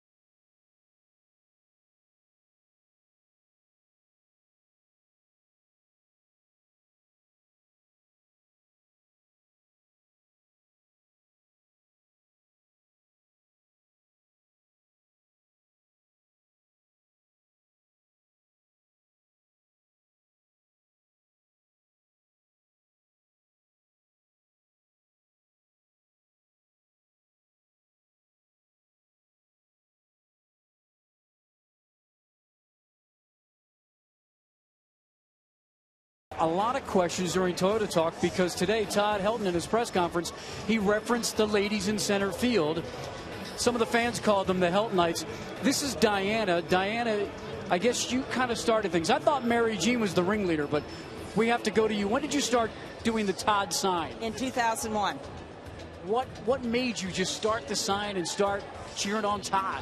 I just liked Todd real well, and I started out with a little bitty sign, so everybody up here said, make it bigger and I'll help you. Well, so I had to look around. I looked behind me, and I saw how big the letters were, so I just made them real big. So and they didn't believe it whenever I came with this big sign that everybody had to help. So you have the Helton sign, you have the Rally Todd sign, and I saw a new one tonight, too. The one tonight says, thanks, Todd, number 17, awesome years. So are these the original signs from back in? Yes. Yeah. You just keep them bringing? Yeah, and this one's signed. When did you get it signed by Todd? 2005. 2005. So everybody's met Todd. Yes. Now the question is, they want to know what the Heltonites, and I'll tell you that. What are you going to do next year? This will always be Todd's Corner, and so we're just going to go with Go Rockies and Rally Time. Go Rockies and Rally Time. So no Todd, no Arenado, Tula. Nope. This is Todd's Corner. So not going to defer to a younger Rocky. Nope. No. Diane, I thought you would say that. So we love Todd, and this is just his corner. It's going to stay that way as long as we got seats up here. Mark. Yeah, Drew. Mark, stop pressing her. That's Todd's corner. Do you understand? That is Todd Helton's corner, and it doesn't get changed because he retires. She said that well. Are you trying to get it to become Stout's Corner? No. Come on now. I think you're working it. Did you ever think of doing a Stout? No, I'm not going to go there. No, it was a great press conference today. Todd, it was vintage Todd, as we like to say. He did mention the gang, which was cool. I started crying. I couldn't believe it. Oh, Todd, thank you. Yeah, that just made us feel good. And you know, when he did that 2,500 hit, he turned around and he tipped his hat to us first. And that just, I still get cold chills from it. He's just an awesome guy. So Diana, real quick, Alan is Todd's guy out. Right, right. How did he come into the fold? Well, he comes with Mary Jean, right? Right. He came with Mary Jean, and he could roll it out faster than anybody else, so he joined us. And how many people you think have helped you with the banners over the years? Oh, a lot. Fans know that. Hundreds. And I think what the best is, though, we get bets going. They want to know if I am Todd's mom. Sorry, you lost. Well, you know what? Let's throw it back to that. It's a great thing. It's a part of Coors Field to me when I come to see it. It's part of the field, of the game, of the team, and obviously of Todd's career. So thank you. Right. You're welcome. Well, thank you. We've had a ball. Well, and I just did it because we liked him, you know, and he's just a great person. Can't say enough kind things about him. Great. Well, we're showing your sign for thanks for the 17 awesome years. Thanks for the interview. You're welcome. All right, Diane. Go Rockies! Well, that affects players, and as they know, Todd's been affected by it. He mentioned them in the press conference. He tipped his cap in their direction when he produced his 2,500th hit, and it's one of the things that helps make Coors Field unique and the home field advantage that it has been traditionally. Right now, Drew Pomerantz is back on the mound. He had an impressive strikeout of Matt Carpenter to begin. He's ahead of John Jay 1-2, and a lot of eyes will be focused on Drew Pomerantz tonight and whatever work he gets the rest of the way, George. And it will be, and no matter how he throws the ball, if he's got the velocity, strikes, and resilience to come back. Obviously not the type of year that he wanted it to be after being 8-1 in AAA Colorado Springs. They came up here and struggled at the big league level, so now giving it a shot here. And coming out of the bullpen, he got a strikeout on a very good slider of Matt Carpenter. 1-2 on Jay. Couldn't get him to bite on that slider. It's 2-2. Fastball's been sitting on 93. A lot shorter, quicker arm action, it appears, from up here. It's not as deliberate as it once was.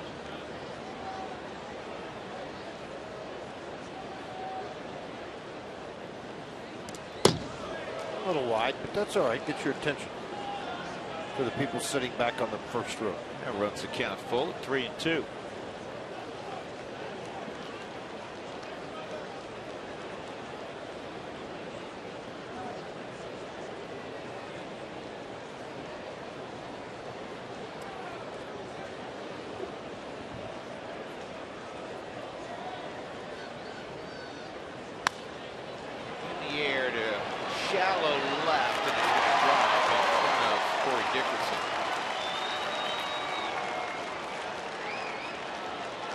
Jay reaches, and that'll bring up Matt Holliday. Time to check our Connect for Health Colorado injury update. Carlos Gonzalez, it looks more and more like he is going to opt for surgery, which initially they didn't think that would A, be necessary, or B, solve the problem, but going to more hand specialists, they believe it will, because it really has been slow to heal.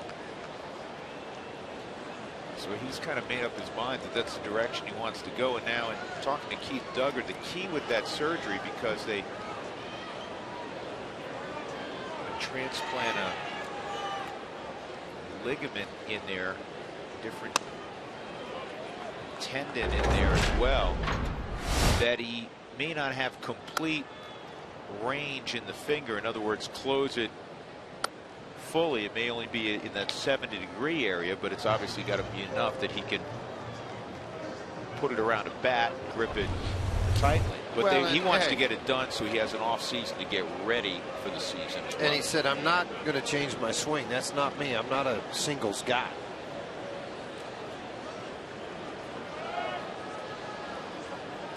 Back when Ralph Kiner was hitting all those home runs, George, for the Pirates, he famously said, home run hitters drive Cadillacs. This could be a double play. There's one, there's two. Holliday is hit into his league-leading 30th double play. Good inning for Pomerantz. 1-1.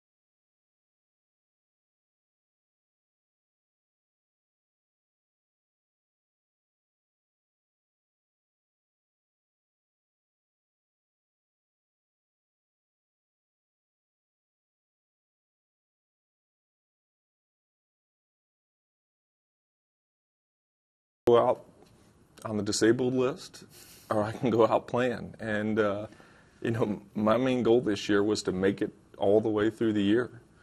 And, you know, knock on wood, but we got a couple weeks left here, and, you know, hopefully I make it through the end. And, you know, it's not the perfect ending, obviously. You know, I wish I could be like John Elway and win a Super Bowl or a World Championship and then, you know, hang it up. But, you know, it's not that's not going to happen. So just go out and with my head held high. And he will go out with his head held high. And Todd has done a tremendous job for this organization, and that goal to play the entire year without going on the DL, I think, will be achieved. He's been smarter about it too, though. Well, the irony, as we were talking about, is that he feels so good. You and I chatted with him after the press conference as part of our coverage this afternoon. And if not for the injuries, George, we're probably talking about 3,000 hits, not 2,500. Right, I would agree. I think he probably would have had that. Missed so many games in the last 3 years, 4 years of his playing time that Todd has really struggled with it. To just stay healthy and feel good. He has the penchant for the dramatic. You know, in the next 9 days, LeMahieu, strikeout victim, he's going to do something that's going to get us out of our chair again. He usually does.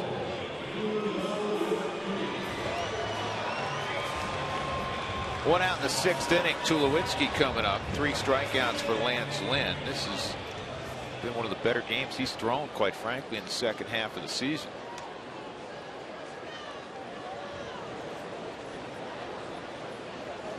He's looking on the opposite side, and he's seeing his friend from their days, Knoxford, Mississippi. Tulowitzki, a big swing and a miss.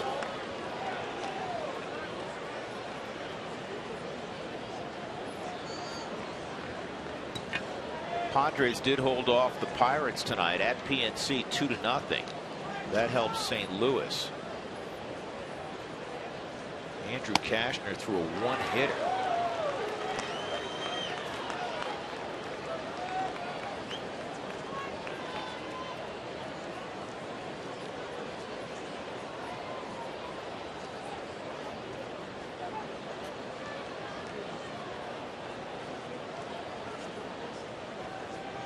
Two.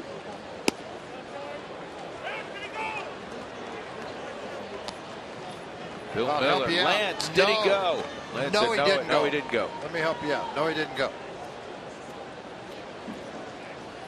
Heck, Lance could have been in lineman and he would have heard him, George. Well, I think he got scared. Didn't know what to do. That time he doesn't have to check with Lance. Second time he's elevated the fastball on Tulowitzki and got it by him. As always, we thank you for texting in your questions during our 5th inning of Toyota Talk. Visit the Root Sports Facebook page at facebook.com/RootSportsRM, where Hall of Famer Tracy Ringlesby will answer a bonus Toyota Talk question before the end of the game.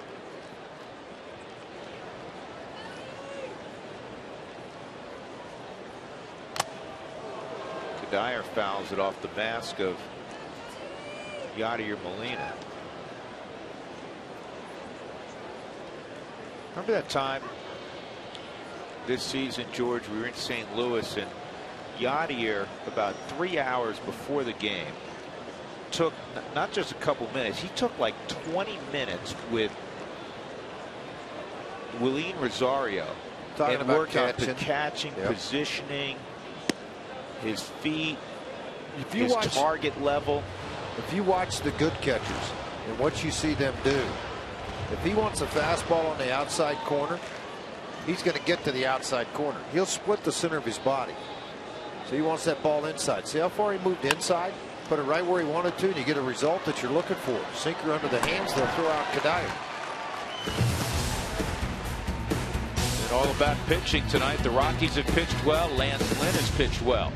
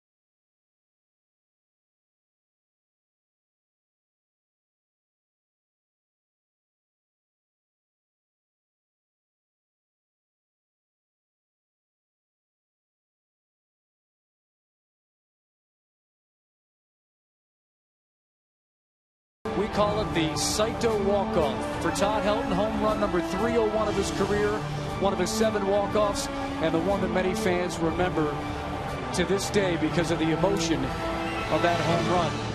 And, you know, George, you guys were saying earlier that he has hit a bunch of home runs against the Cardinals. Well, the most home runs in his career against the Dodgers, 48. And he has 20 or more against all the teams from the NL West. And as you mentioned, also Washington, the Nationals, and the Expos, and these Cardinals with 22 coming into tonight. But that walk-off was something else almost 7 years ago to the day. It was very exciting. Extremely exciting to see what Todd did. And that holding the double fist up in the air when they went to the World Series. Well, this is not good when the home plate umpire lost to contact. Good luck finding it there. Hey, you know what, guys? You let me know what it was, and I'll call it. Strike. Sounded like a strike. Yep. Better be swinging, boys. Just kidding. Beltran against Matt Belisle, and Belile's first pitch, a curveball down low. Matt had the weekend off in Arizona. It's been a rough stretch for Matt, who's been the busiest reliever in baseball the last few years. And a bouncing ball to short. Tulowitzki will get Beltran with a little help from Todd at first. Imagine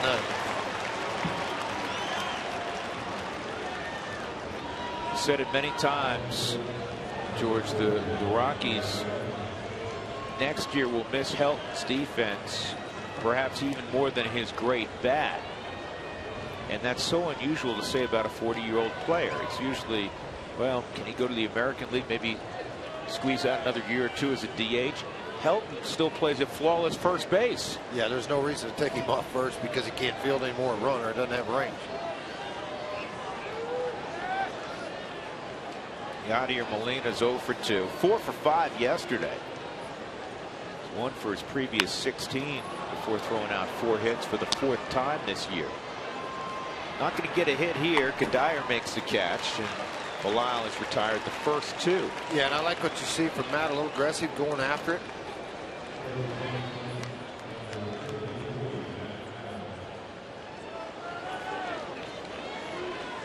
Now Matt Adams. He's got 2 hits tonight. He's got 2 of the 5 hits for the Cardinals. Well, the way I've always equated the bullpen, and when you work out of it, and I'm sure I'm a little defensive of that because that's what I did for my livelihood for a number of years. If you pitch in 80 games, you're going to mess up 10 to 15 of them. Just going to happen. Well, I'll take that percentage of success, 65 good, 15 bad, versus what hitters go through. Hitters, you know, Matty's been in more ball games than anybody in the game the last 3 years. Hitters are 2 for 600, 200 for 600, and they're in the Hall of Fame. So for a relief pitcher, particularly guys like Matty, that's working 75, 80 ball games out of their bullpen, what he's done's been remarkable. Yeah, George, we just found out some information from the truck. What'd you find out? They weren't looking for one of Bill Miller's contacts. We don't even know if Bill Miller wears contacts. We're having fun. Remember when Kadire fouled the ball off the mask of Yadier? Well, a screw came out. That is pulled foul. And you know this is going to be on the Mike Shaw Subaru Supermo. Watch this right here. Watch, see if it comes. Oop, there it is. And that's what he was looking for, the screw. All right, call time. I'll go down and tell him it's right behind home plate. Call time.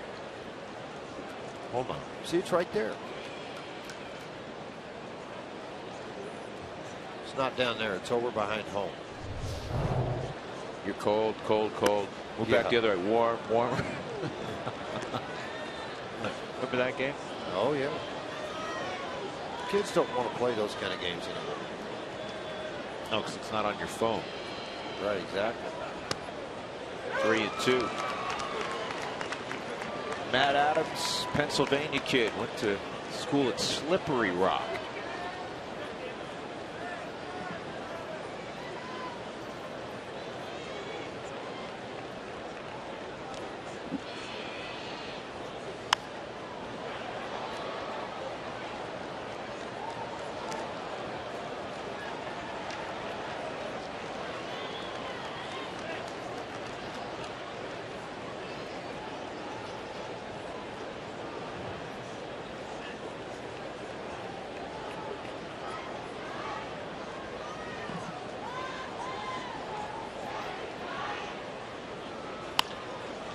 to second. LeMahieu's got it. And a good inning from Matt Belisle. So we'll go to the bottom of the 7th inning. Still tied at 1 and 20th at Blake.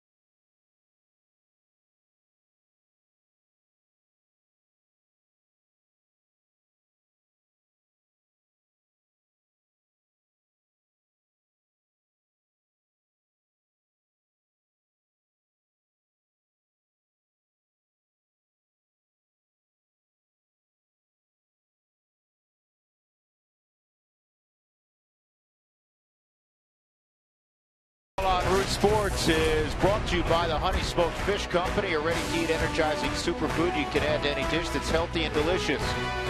By Jeep, visit Jeep.com to learn more. And by CenturyLink, your link to what's next.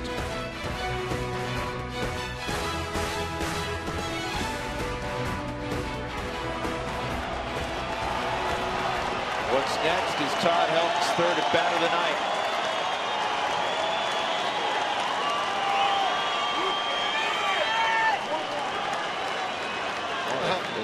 They found the screw to Yadier's helmet.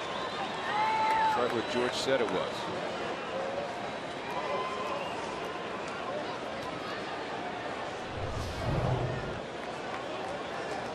Still hunting for it. You're hot though. Yadier, you're really hot.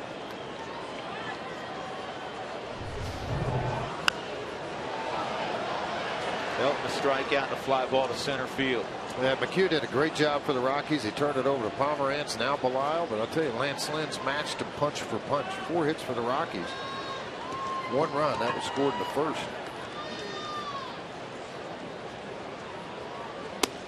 Outside. One of the funnier moments in today's press conference came when the reporter asked Todd, what he wanted to try to accomplish in his final couple of weeks. He said, deadpan, without missing a beat, he said, I want to hit 40 home runs. First at bat, he swung like that.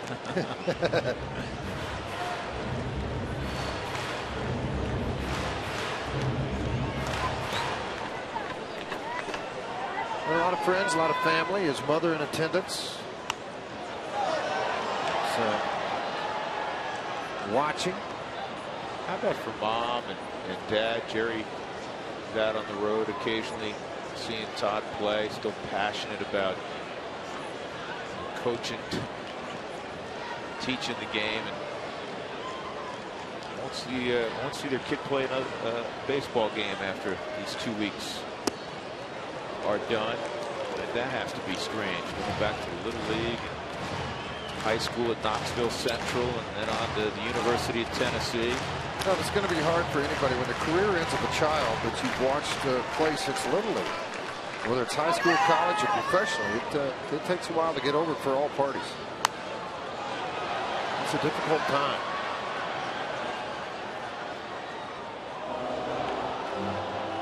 He could go ahead and hit a home run here, give the Rockies a late inning lead. That would work. It would work real well.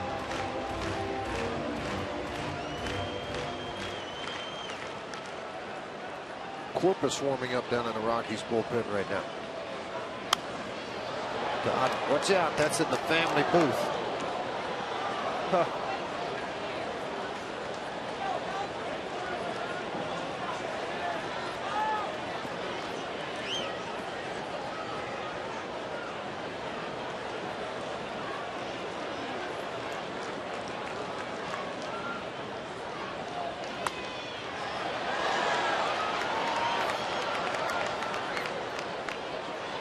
Back on May 31st. Remember this?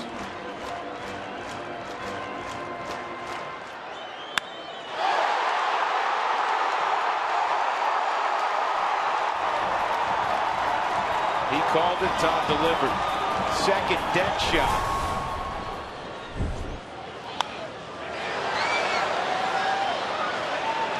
This one is in play. Molina right by the railing makes a catch. That one stinks a little bit because Todd was getting a rhythm with Lance Lynn. Yeah, he was. He was getting in a position to really make a good catch here. A lot of Cardinal fans happy that was received over by the dugout. Able to keep it there. You hear their dugout yelling, "You're all right. You're all right. We got you." See everybody moving in the way. Mike Matheny's the one guy leading the way to come down to make sure he doesn't end up in that dugout and get hurt again.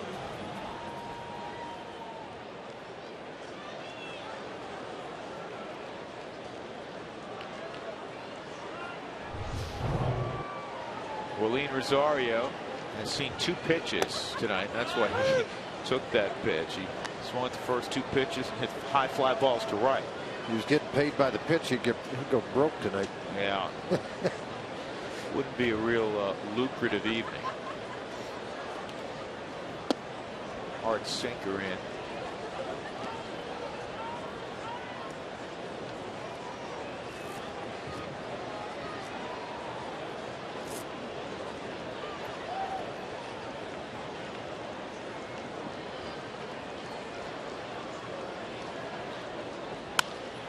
Base hit for Rosario. 2 different times they threw him in and he flied out to right field. Deep, although they were pretty deep to right field. That time really did a good job keeping the hands in and making a move on it. MLB.TV is celebrating 11 years. Catch the rest of the 2013 season in HD quality when you're not at home. Watch every out-of-market game live on more than 350 mobile and connected devices. Visit MLB.TV today.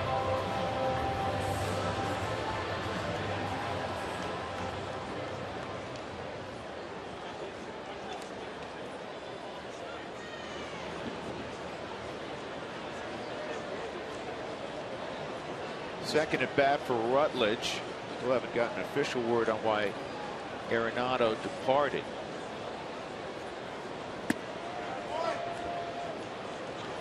See how quiet Molino's hands are behind home plate. He's the best.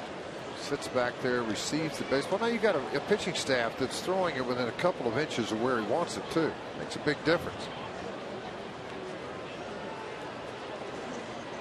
I want to hear how valuable Yadier Molina is to the Cardinals, to all of their victories, the World Series a couple of years ago. Just ask Tony La Russa.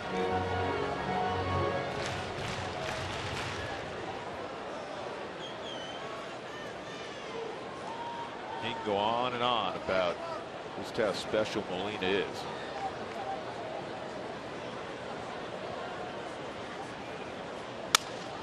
That's going to drop. A base hit for Rutledge, and Rosario's going to end up at third. First and third, 1 out for the Rockies in a 1-1 game in the 7th. But now you got Blackman to send up to the plate, followed by, if you want to so choose to go to the left side, Wheeler and Herrera.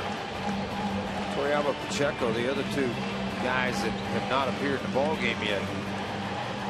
Ryan Wheeler, the left-hander. Matheny has appeared to have seen enough. Got the right-hander Manis warming up, the left-hander Segrist. Man, can he bring it? They got some guys down there, George, that hit triple digits. I talked to a scout today from Philadelphia. Told me their entire AAA staff all throws 95. He said they got more coming. 1-1. Rockies threatening in the 7th.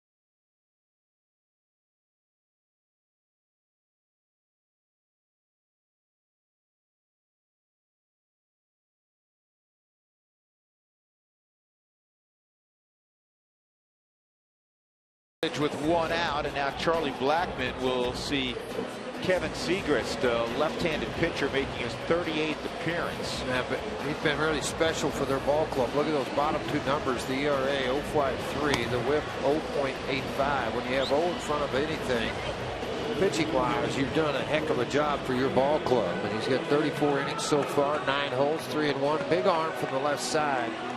Charlie will get a look at it here shortly and try to get a run across with 1 out.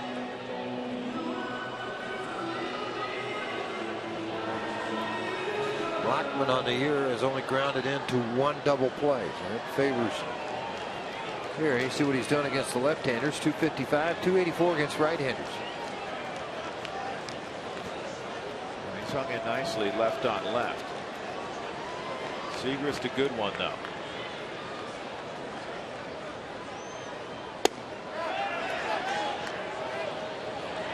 They're going to ring him up here.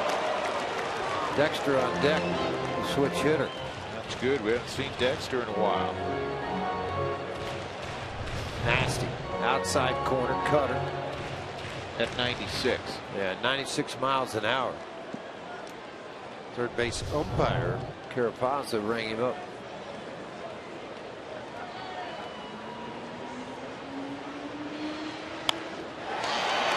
Base hit. Blackmon just did get it over the head of Descalso, and the Rockies take a 2-1 lead.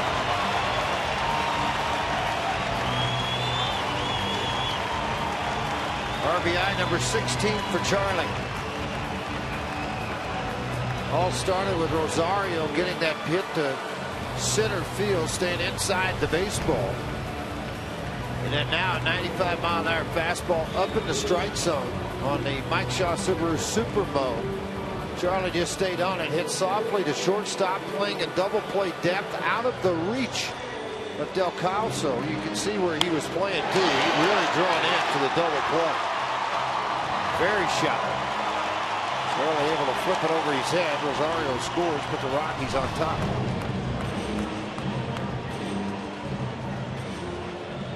Chad Bettis getting ready in a hurry here to come on to pitch the 8th inning. Jordan Pacheco will hit, not Dexter Fowler.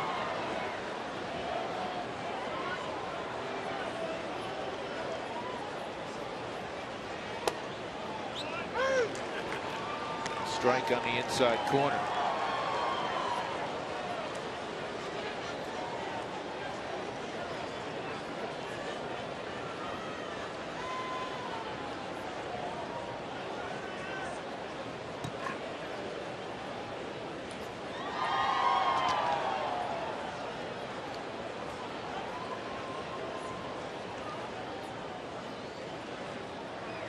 Sure, defensively, and I know this goes back to George Kissel, a long time infield instructor with the St. Louis Cardinals. But man, it just seems like they have really shortened up for this double play ball. It's short and second.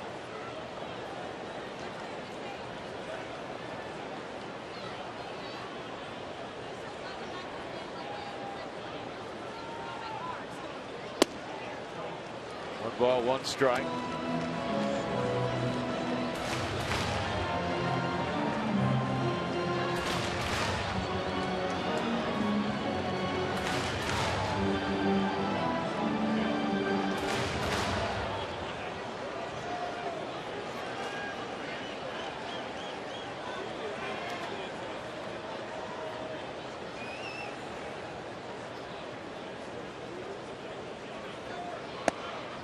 On the corner. 1-2.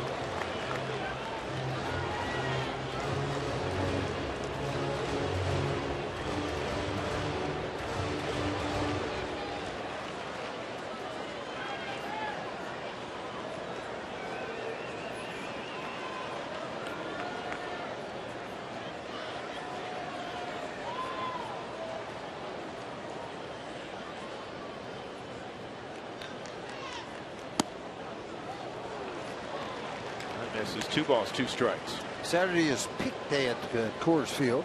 Brought to you by the state of Colorado Department of Health Care Policy.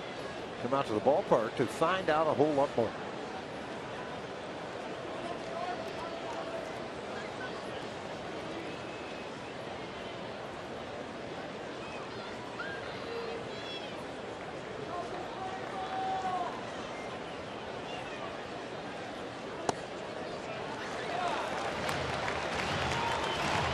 Full count.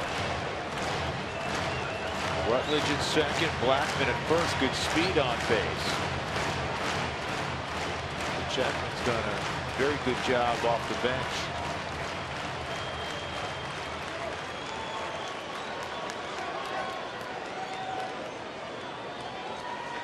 Seagrass first time to pitch at Coors Field. Maybe that's played a little role into it.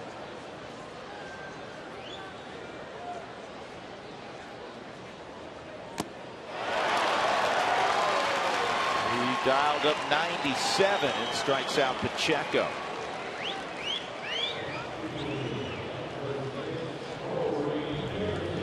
Corey Dickerson will come up. Let's take a look at our Subway in-game box. The Rockies have 7 hits. 3 of them have come in this inning. Only guy with multiple hits, the guy who's given the Rockies the lead. He's at first base, Charlie Blackman.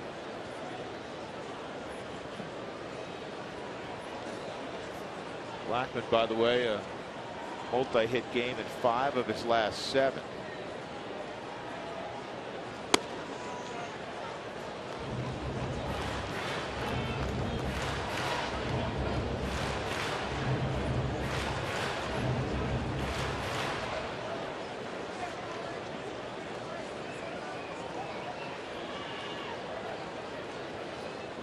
Boy, John Jay's real shallow in center field. Sure is. This is a left-on-left matchup with some heat, although Corey Dickerson at the minor league level played every day and played against some hard-throwing left-handers there. I don't think he's intimidated by the velocity.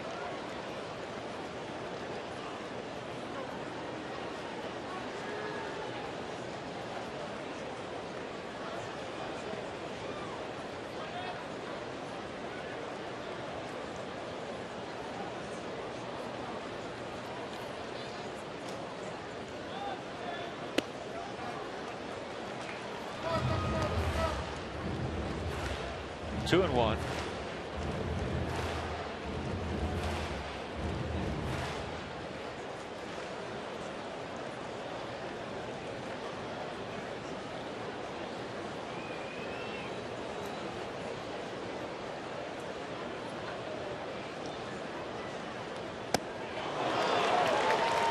Tendency to do that when you have a left-on-left hard thrower, that you just jump on the high fastball, but really hard to catch up to that pitch.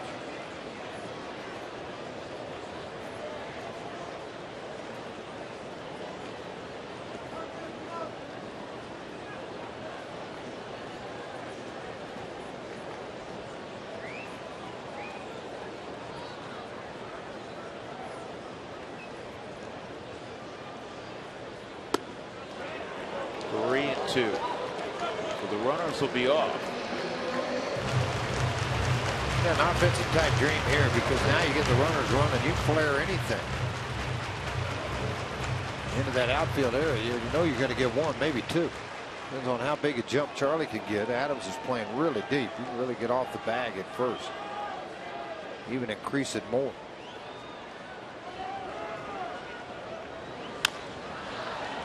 That bounced over the head of Stu Cole. You know, defensively, you might take a look too if you're playing third base against this hard throwing left-hander, and you got Dickerson up, getting way off the line may not be the right thing to do. Just shoot the ball by you.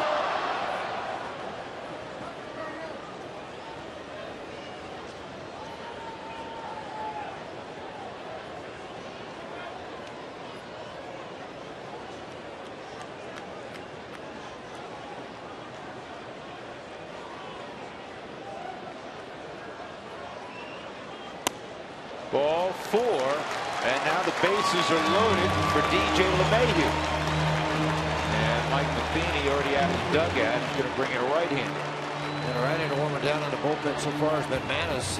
Young Manis started out of in their rotation for a number of years. A couple of years at Springfield at Double-A, then went on to Triple-A and started to work out of the bullpen. It's a strike thrower that keeps the ball down with some heavy sink. We'll see how he handles Coors Field. Seth Manis next.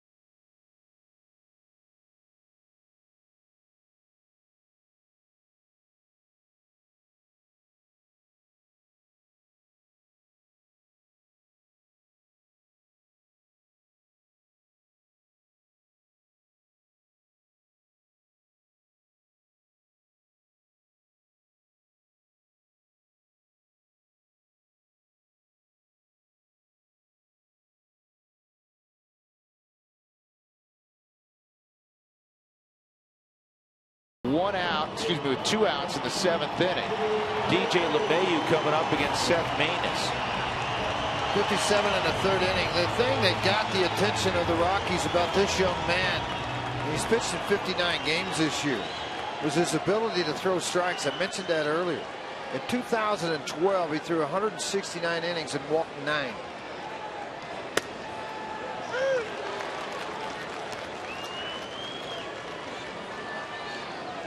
Manis is a product of East Carolina University. He's a native of North Carolina. Here's the 0-1, and it's down the first base line, but grabbed there by Adams.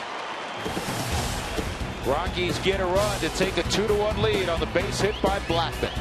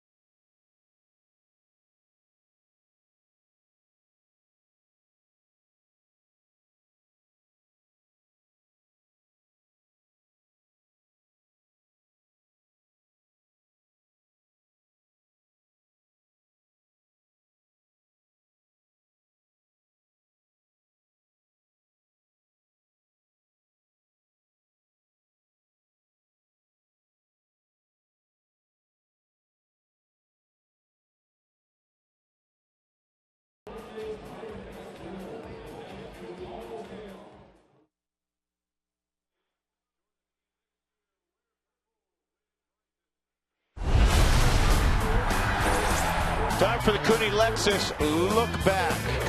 Rockies got a run of the first against Lance Lynn on a monster double by Troy Tulowitzki. Brought home DJ LeMahieu, excuse me, Corey Dickerson. And then in the 5th inning, this base hit would tie up the score. That off the bat of David Freese. But a few minutes ago, Charlie Blackmon left on left against the hard-throwing Kevin Seagrass.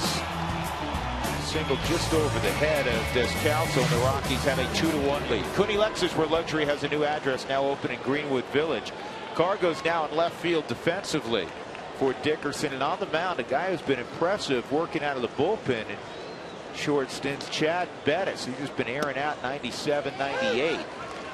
And his first pitch is in there for a strike on Freeze at 94.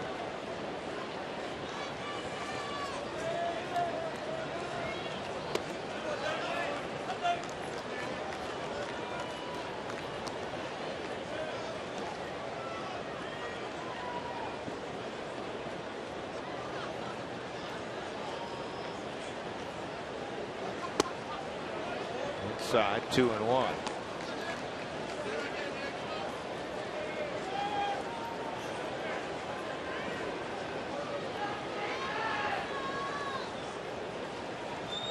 Whoa, that's in tight and it hits Freeze.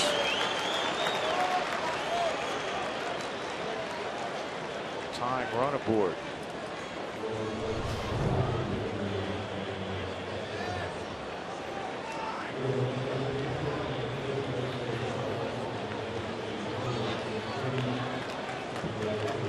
And he's standing there.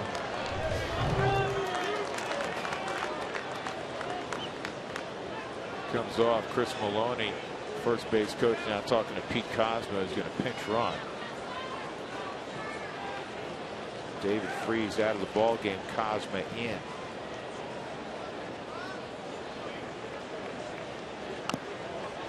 There's the bunt. Descalso does his job. Runner at second base with 1 out.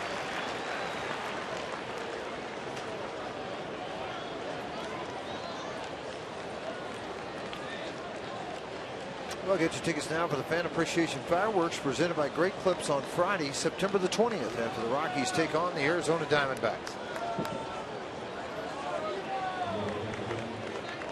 Bettis, who closed for Texas Tech when he was in college, has 1 career minor league relief appearance, this 3rd time in the big leagues. This is Colton Wong. Yeah, this is one of their better prospects. Yeah, struggled so far at the big league level, hitting 163, but he's got some surprising power. Very quick bat. Good minor league numbers, George. You saw him play in the Texas League. Yeah, extremely good. I'll tell you that right now. He's quite a player.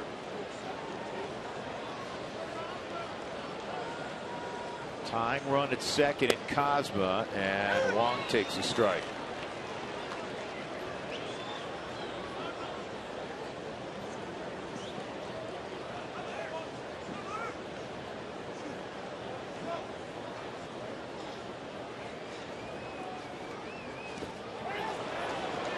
Went 0-2.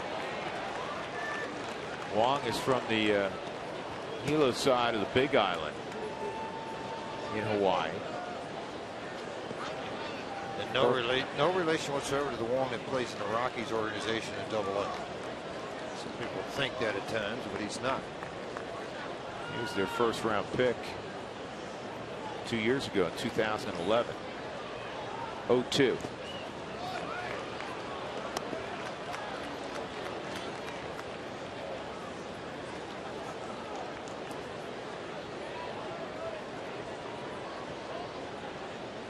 Stuck around the islands collegiately, played for the University of Hawaii.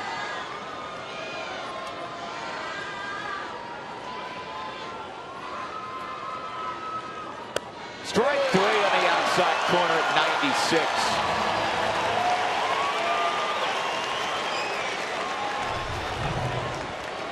Paint the outside heat right here. Take it and go to the dugout. A really good pitch on the Mike Shaw Subaru Supermo. This is what Bettis can do at times. I've seen it at 98. in the Texas League this year. And they think the exposure, it's kind of a win-win situation. Catch what Oswalt can do.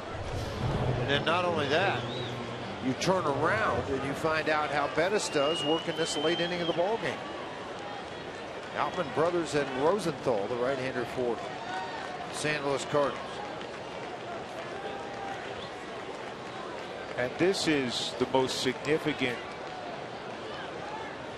late inning situation he's been in. He's only been in a few, because you're facing a team like the Cardinals who are trying to win the National League Central. You're trying to protect a one-run lead. Well, no, that's the eighth inning. But Bettis should be the one that should have the advantage, throwing as hard as he does with a breaking ball that they have never seen Chad Bettis. Bettis didn't make it to the Texas League till this year, so all these other guys that are up right now, they've never seen Chad Bettis.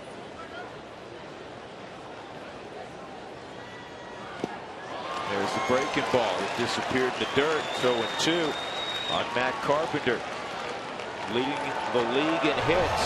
And finish it up too. Here's the Mike Shaw Subaru Super Mo hard slider down and in, well out in front of the plate, well out in front of the swing.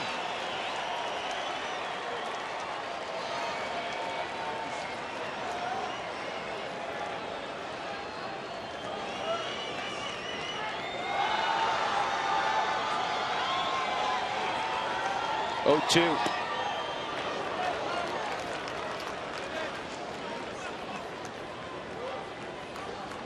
See if he raises the bar here with that fastball.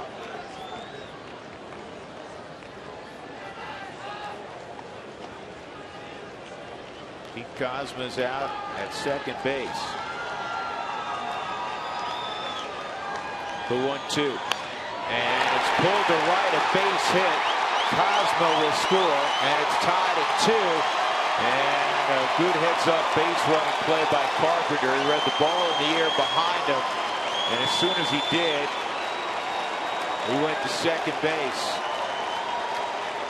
Now Matt Carpenter got a breaking ball.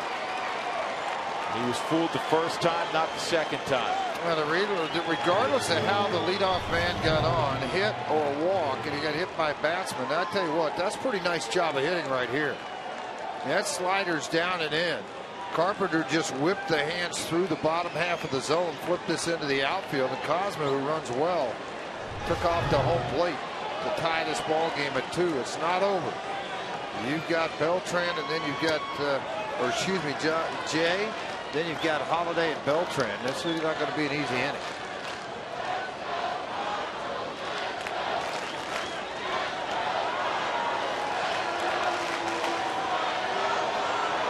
And the Rockies fans trying to drown out the Cardinal fans. That'll end the inning, but Carpenter has doubled in the equalizer. We'll go to the bottom of the 8th, tied at 2.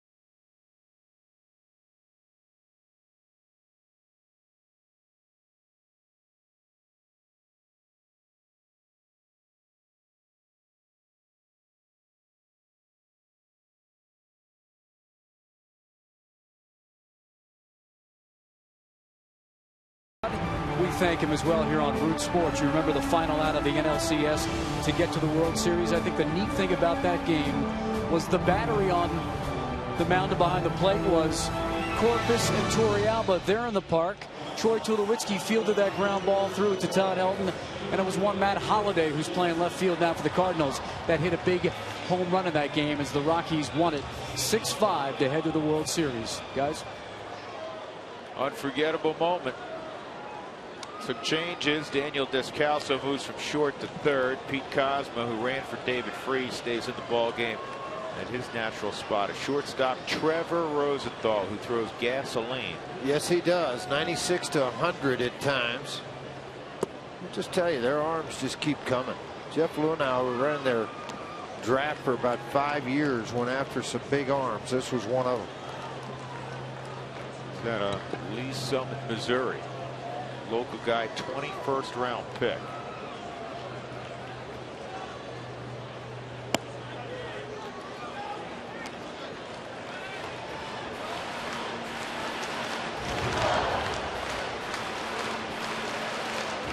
Lee Summit closer to Kansas City, but state of Missouri is my point. Yeah. Cardinals pen's been outstanding. They wouldn't be where they are right now without this bullpen. 21st round, 639th pick in the draft, Rosenthal. I don't know who had the state of Missouri, but you better give him a raise. He went to Cali County CC in Kansas. Good baseball, junior college. George, you're familiar with that. That's outside. 3-1, and you just wonder that somewhere between get drafted at junior college and a few bus rides, he picked up about 5 or 6 miles an hour. Think about this. In 2011, he went 7-7 on 120 innings. He walked 39 and struck out 133. Double-A, he had 83 strikeouts and 94 walks, and then last year, brought to the big leagues in 22 games, he struck out 25. We're talking about eventually moving him into the rotation again, possibly. Yeah, that's a thought. I mean, I think he does so well out of this. He had 17 starts in Springfield, 3 in Memphis, none at the big league level.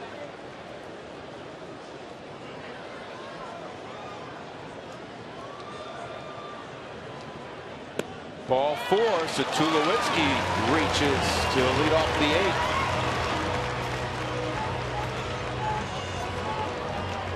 And that'll bring up Kadire.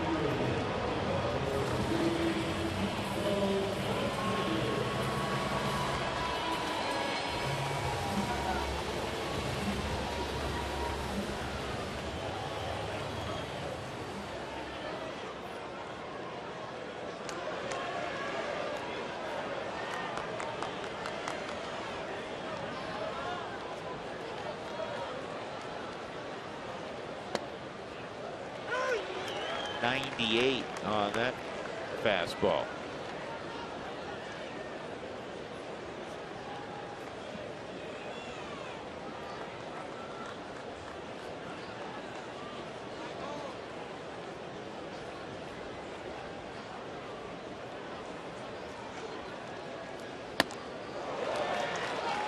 Oh, 2. What a convenience it is for any manager in baseball when you can run out your setup man, then your other setup man, and they're both 97 to 98 miles an hour. Seacrest a minute ago was 96, 95 miles an hour. Rosenthal comes out firing at 97, 98.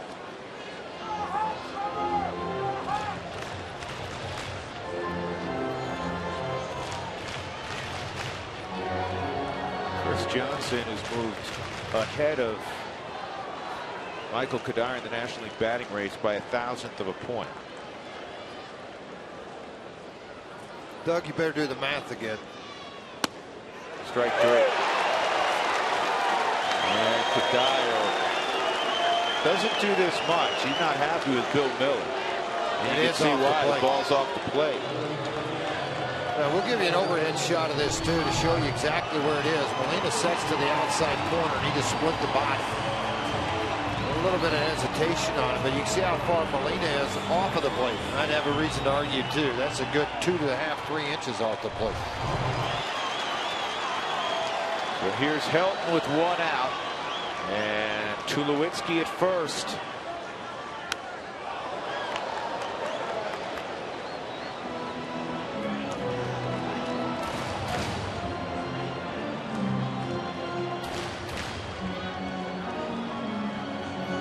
Tied at 2 in the bottom of the 8th. Rockies 30-9 at home this year when they score first, and they did score first tonight. Had a 1-0 lead after 1.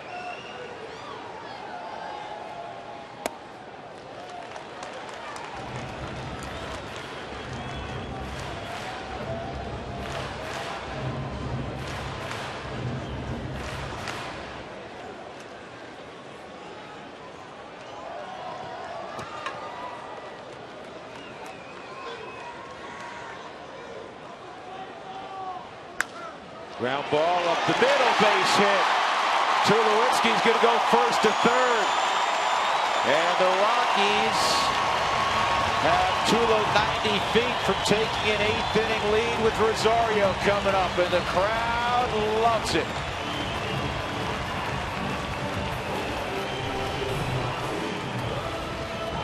Dodd not trying to do too much, just take this ball right back up the middle, out of the reach. Nobody can make a play on the baseball. The Mike Shaw Subaru Super, a great look at it right there. Molina's son clapped the hands, hoping that ball get over a little bit more, but instead the Rockies are the ones that get to cheer for a while with first and third. Todd got the barrel out, hit it sharply up the middle on a 98-mile-an-hour heater.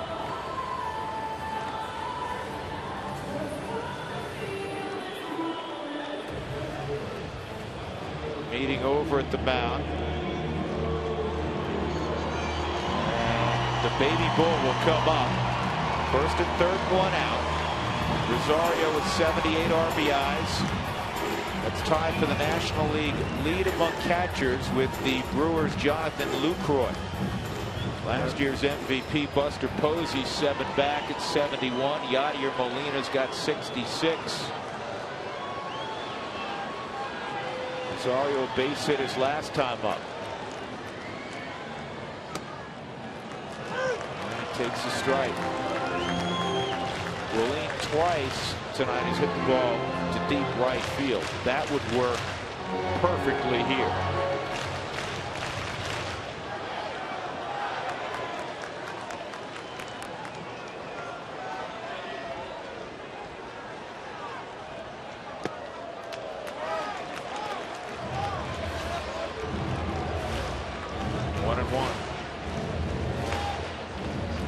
Tulowitzki walked after the strikeout of Kadire. Helton singled up the middle. Troy at third base. Again tied at 2. Bottom of inning number 8. Line drive, base hit. The baby bull comes through and will roll the wall. Helton on his way to third. 3-2 Colorado.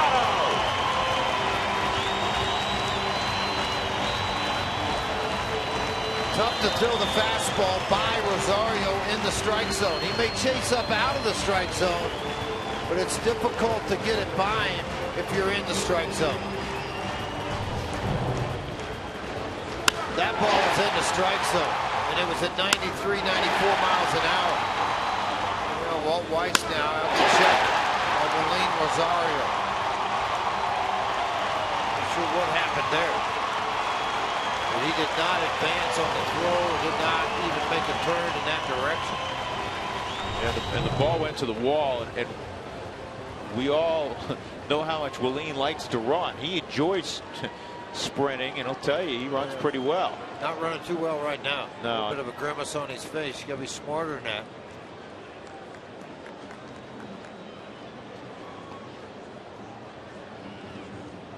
Thing to deal with now, though, Torrealba, the only catcher left. With Pacheco pinch hitting a few innings ago. And that's why Yorvit's looking in, standing in the bullpen next to Bo McLaughlin. The Bulls going to stay in the game.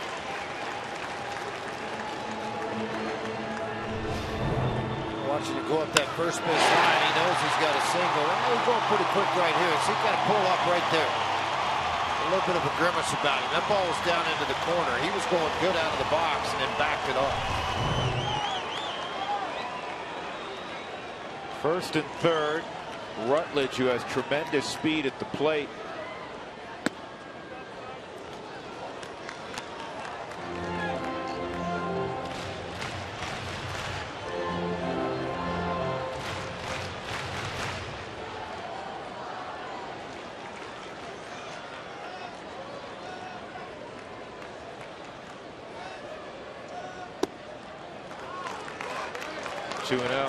Tonight in this ball game, the Rockies are 3 for 7. St. Louis 2 for 4 with runners in scoring position. Over St. Louis at 328 average.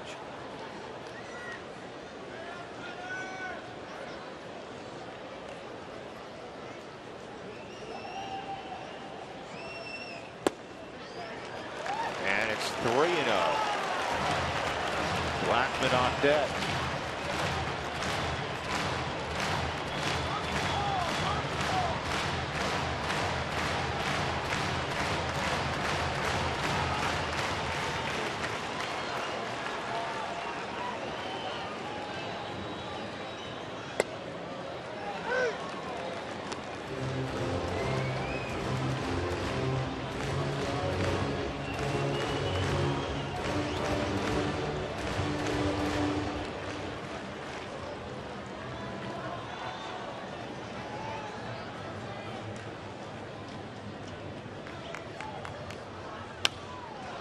Slowly hit to third. Helton's tied up.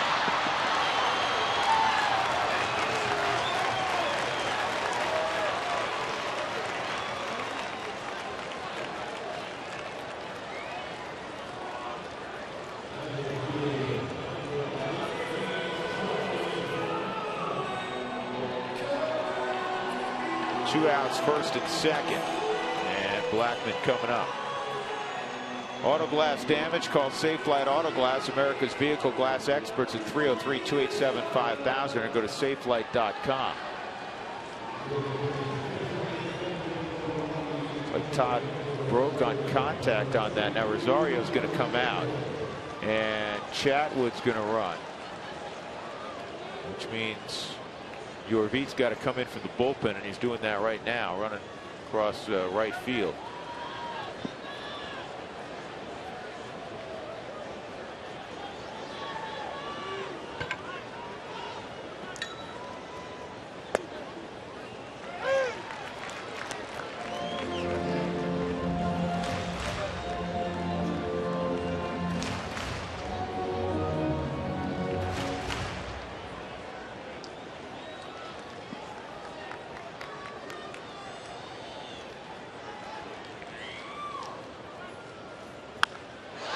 This is pulled to right. It's going to drop, and Chatwood's going to score. Blackman to third. He gets a stop sign on the double. Excuse me. Rutledge gets a stop sign on the double by Blackman. Third hit of the night for Charlie. Second RBI for Charlie. And the Rockies have a 4-2 eighth inning lead. Right off the end of the bat, but pulled down the right field line by Charlie. Right now, he's got a magic wand in his hand. This ball drops out in front of Beltran, who's going to get to the baseball bare hand, throw into the infield, but no play anywhere.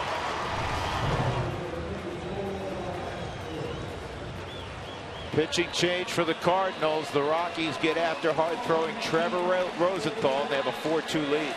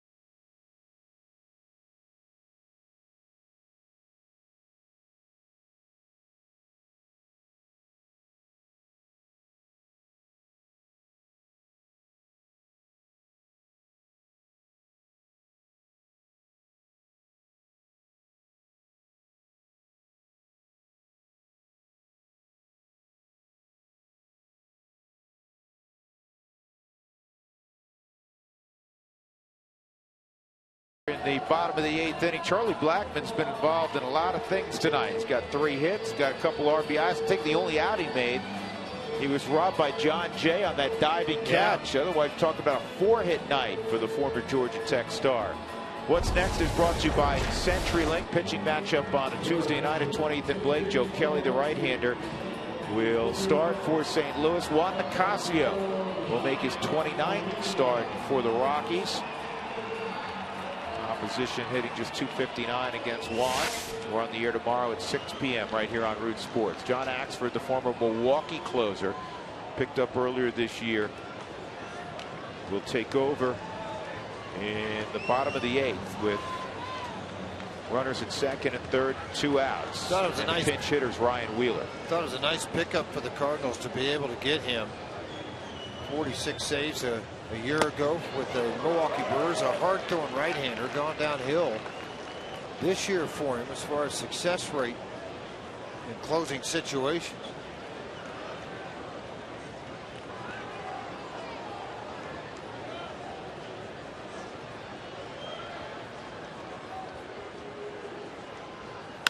Down the left field line, base hit. That'll score 2. Blackmon follows Rutledge, make it 6-2 Colorado. Ryan Wheeler with a pinch hit, 2-run single.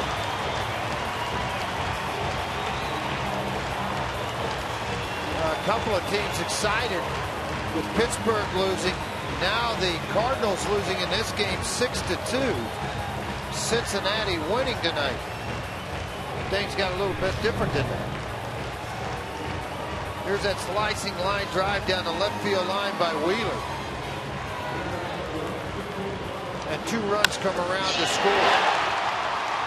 The Cardinals with hard throwers and left-handers that don't have a lot of power defensively playing off the third base line, and it's cost them.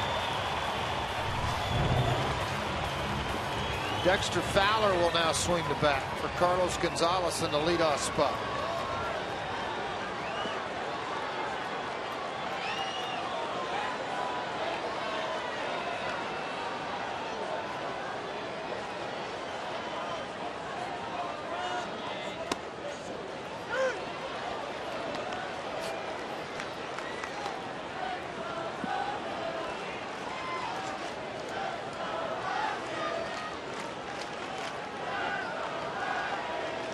First time we've seen Dex in a while.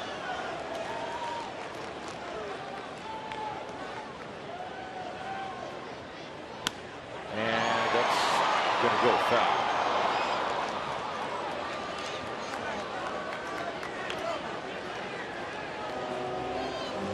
Days ago, he re-aggravated his knee injury in San Diego.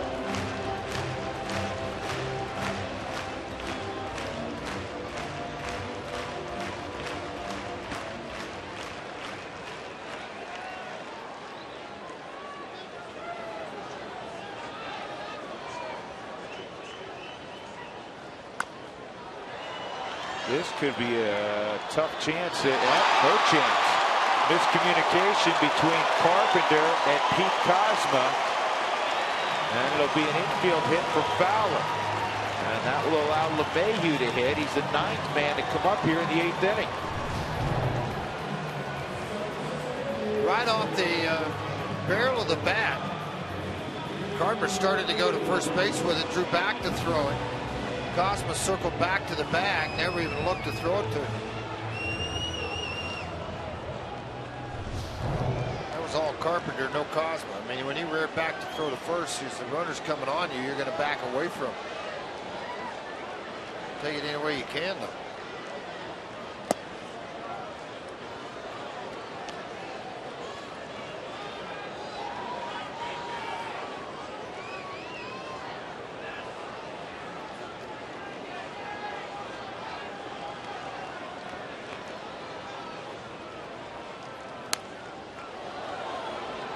DJ, a sac bunt, a base hit, a strikeout, and a ground ball to first.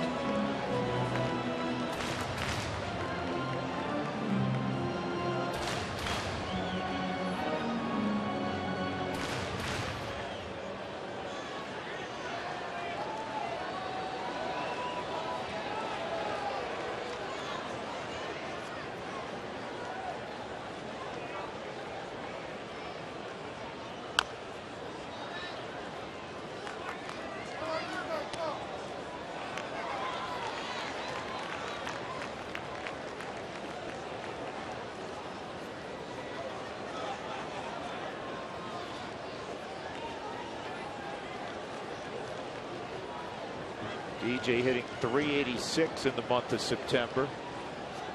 Continuing a strong second half. 1-2 from Axford. And he strikes him out on a 96-mile-an-hour fastball. Terrific inning for the Rockies. 4 runs on 5 hits. And they lead at 6-2, go to the ninth.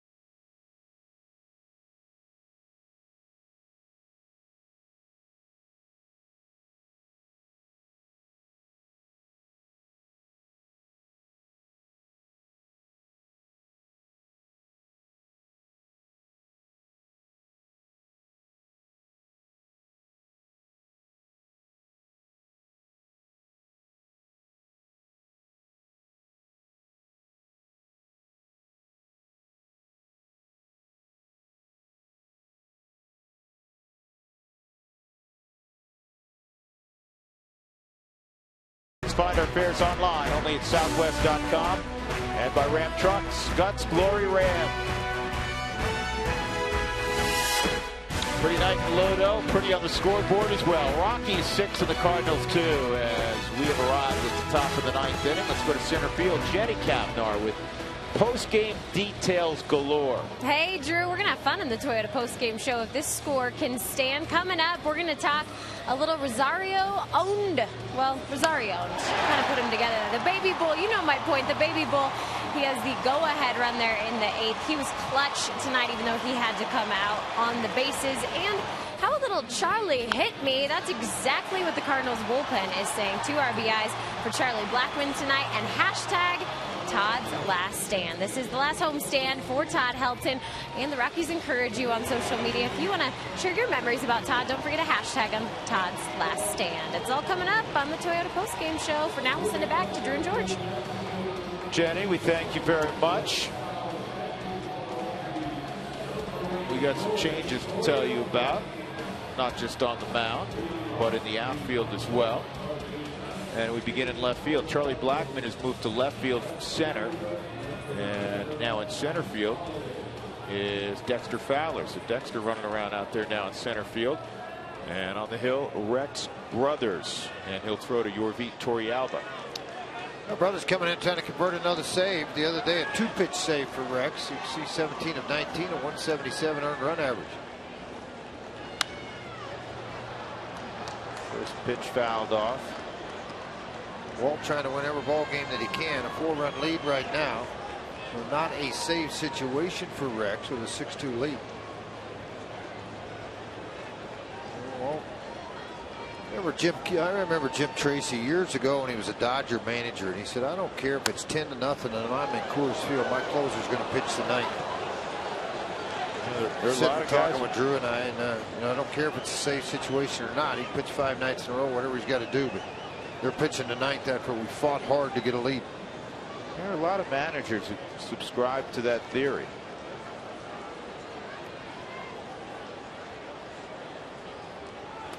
And Holiday gone. Brothers strikes him out. Matt goes down swinging. 1 out in the ninth. Who Wants Tacos fans? If you'd like to receive text message alerts when the Rockies do score 7 or more, text the keyword taco to 720-720. When that happens, Root Sports, Taco Bell will donate $250 to the Colorado I Have a Dream Foundation.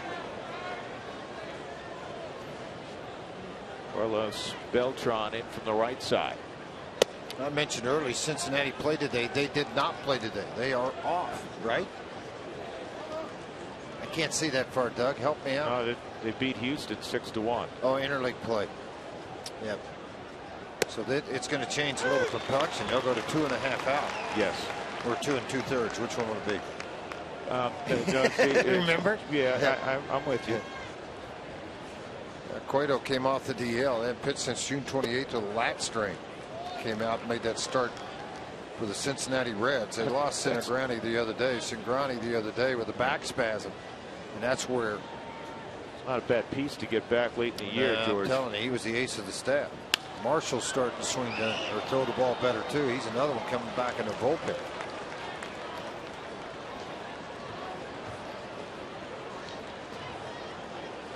Can you imagine if it ends up the Cardinals and Reds in the one-game wild card?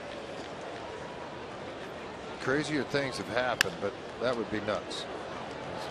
You know how those two teams get after one another. I mean, no, there's no question about it. It seems like every other game the bench is empty.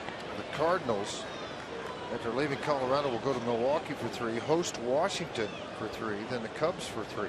That Washington series could be huge. Nats are coming on. Swung on and missed. Brothers has struck out Beltran. 2 gone in the ninth.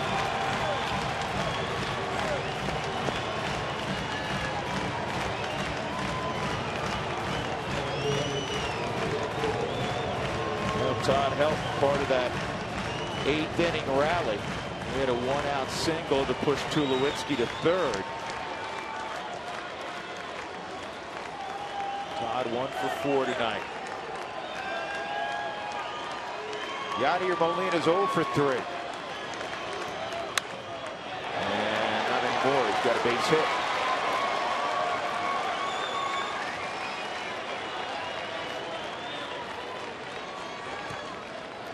That'll bring up big Matt Adams.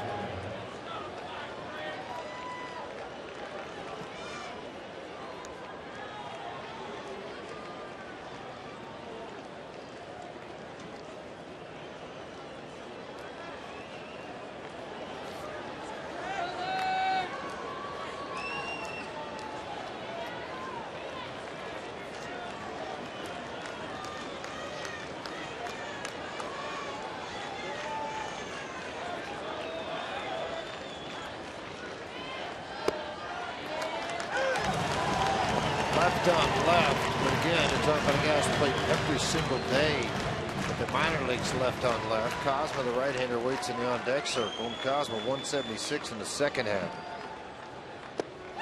Pretty feeble swing on a pretty good slider. Crowd of 31,117. And no reason to even fool around with this. Give him 4 more of those in the same location, see if he can handle it. Well, the Rockies pitchers tonight have handled the middle of the Cardinals order. They're 1 for 12, 3, 4, and 5. Here's the 0-2.